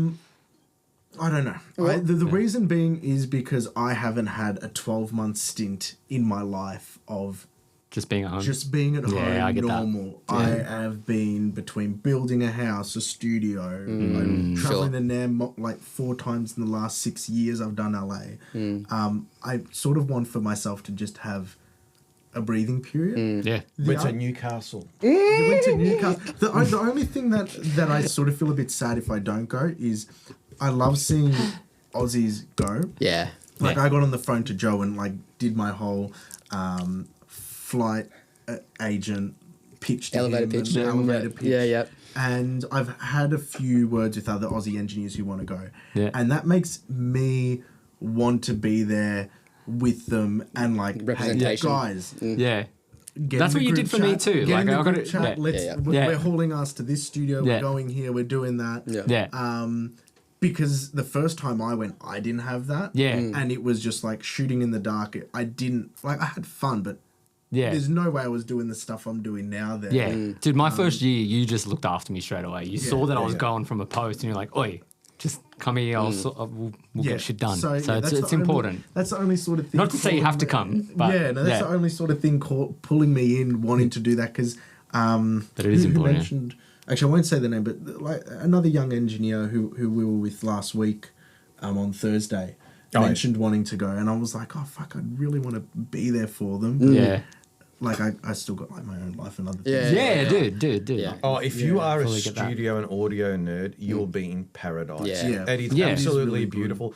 Yeah. And my reluctance to answer your question at the beginning wasn't because it wasn't awesome. It was spectacular. Yeah. It's about realizing that it's an investment in time Yes. over time. Yeah, So yeah, it's something you nurture over many years. Now, am I going to commit to that? Yeah. And so it was awesome as a one-off, but it's not a one-off thing. It's kind of something you need to go back time and time Yeah, again. Yeah. sure. Build those relationships. And that's something that I have just said to any young engineer, whether it's doing it here or abroad, relationships in this industry are really, everything. really They are. important. And if you, Absolutely. and you can't just do NAM once because you need to build and build on that. Yes. And I've done that a lot in Australia and I keep doing that.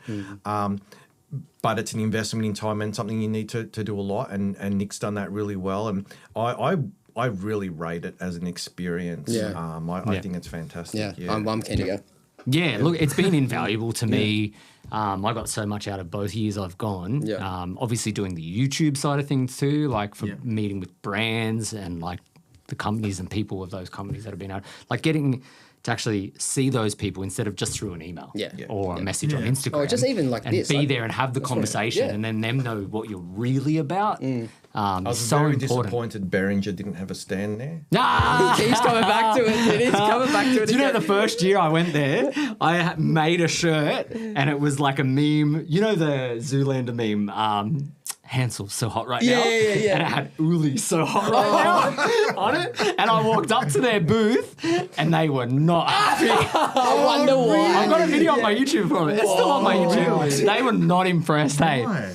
Because I was looking for the studio. They'd announced like the studio range they just started doing, like the 369. And I'd done videos on this stuff and it was blowing up, right? And I was getting like tens of thousands of views on their products. So I was keen to go to their booth and talk about it. And no one was there representing that line of products. They missed an opportunity. They missed a That's huge bad. opportunity. I've reached out to them multiple times and been like, do you know how many people are into these few products that you have in the studio line?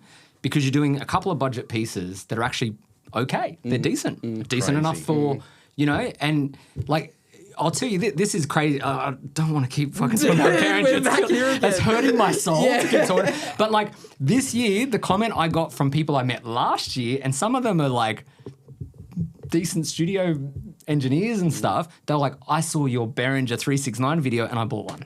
You know? Oh, yeah. Right. Yeah. That's And that was the thing, you know, and it's just this interaction thing. Yeah. Anyway. Question for you. How Yeah. do you feel about that where even if you don't represent or are endorsed or how do I put it? You've got any incentive to sell a product, but if you just even talk about a product, other people go spend their money on it.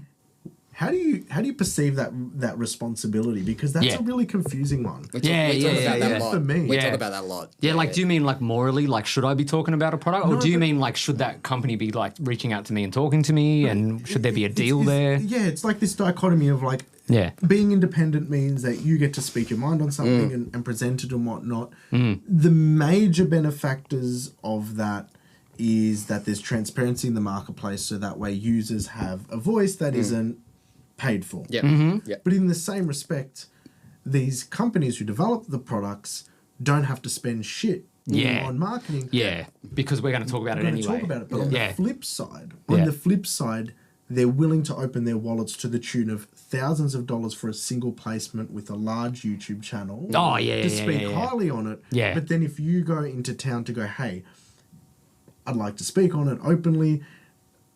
Would you like to sponsor or whatnot? And then they open up their wallets to you. Then it becomes a conflict of interest to you. You're no longer Absolutely. independent. It's a where very do- tricky so thing. like this sort of balance is sort of Yeah, look, I'm pretty honest with everyone I work with that I'm not going to bullshit and shill products when I do anything on my channel. And like one thing that I'll always do is like open products up and stuff. So a big one for me and a controversial one for me is like Warm, right? Warm audio. Okay. So like I know some people love them, some people hate them. They're in a similar product range to some of the Behringer stuff to some degree. They might not like to hear that, but it's what it is. I won't, number one, if I don't like the product, I'll just send it back and I will say, not for me, kind of thing. And just not do it. Kind of the Warren Hewitt approach, I think, is a really good approach. Just going, if I really don't like it, I can't see a use for it for anyone, I just won't touch it and I would gladly send it back. But if I can test it and be honest about it and subjective and find what it can do good, because I just see all the gear that I take as a different tool. If there are things that it can do well, I'll talk about those. So you can talk about things in a positive light without being a shill and just being honest to your base. Because I don't ever want to tell people, go buy this thing, it's the best, this will change your life. That's not what gear does. I take it from a teaching point of view, being a teacher, that what is this tool good for? Let's look at that. And then we can look at some shortcomings if we have to, but what does it do well? And let's talk about those things. And then is it going to be right for you? The 369 from Behringer, I'm not going to recommend that to a mastering engineer.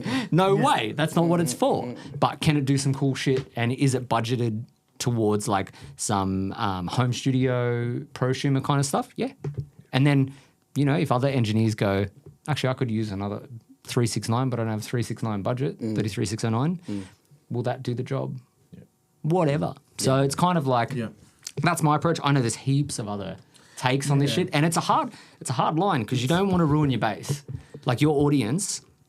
In what we do, you don't want to damage that relationship and your trust. Because I see like we are very, like, every time I've been to NAMM now, I realize how much I'm a salesperson in a lot of ways. Yeah. I was in sales years ago. I like being that, and I like talking about product, and I like being a sales rep kind of thing. I can just do that job and talk about gear forever. But yeah, it's also, I didn't like that job because it can be gross. Like if you're trying to spruik things to people that they don't want or need. So having the option to choose how you do that is kind of cool. But yeah, it's a tricky thing to navigate for sure. Yeah. Yeah, definitely. That's a good question though. Yeah. Yeah, cool. Yeah. Well, you guys hungry? You want to go get some lunch? Let's get some Yeah, lunch. let's do that. Well, Dude, I think we can say thank you again for making the time So that much. neither of you have, I'm sure, Yeah. to be here. Yeah. And super appreciate it. dude, yeah, so stoked. And Yeah. we hope everyone enjoyed it. But leave us some comments, visit these guys' websites, go like them on the socials, do all the thing, press the button, all that crap. And yeah, thank you guys so much for being here. We're really so much, stoked. man. We really appreciate it. Thank you That guys. was awesome. Hell yeah, man. Yeah. So good.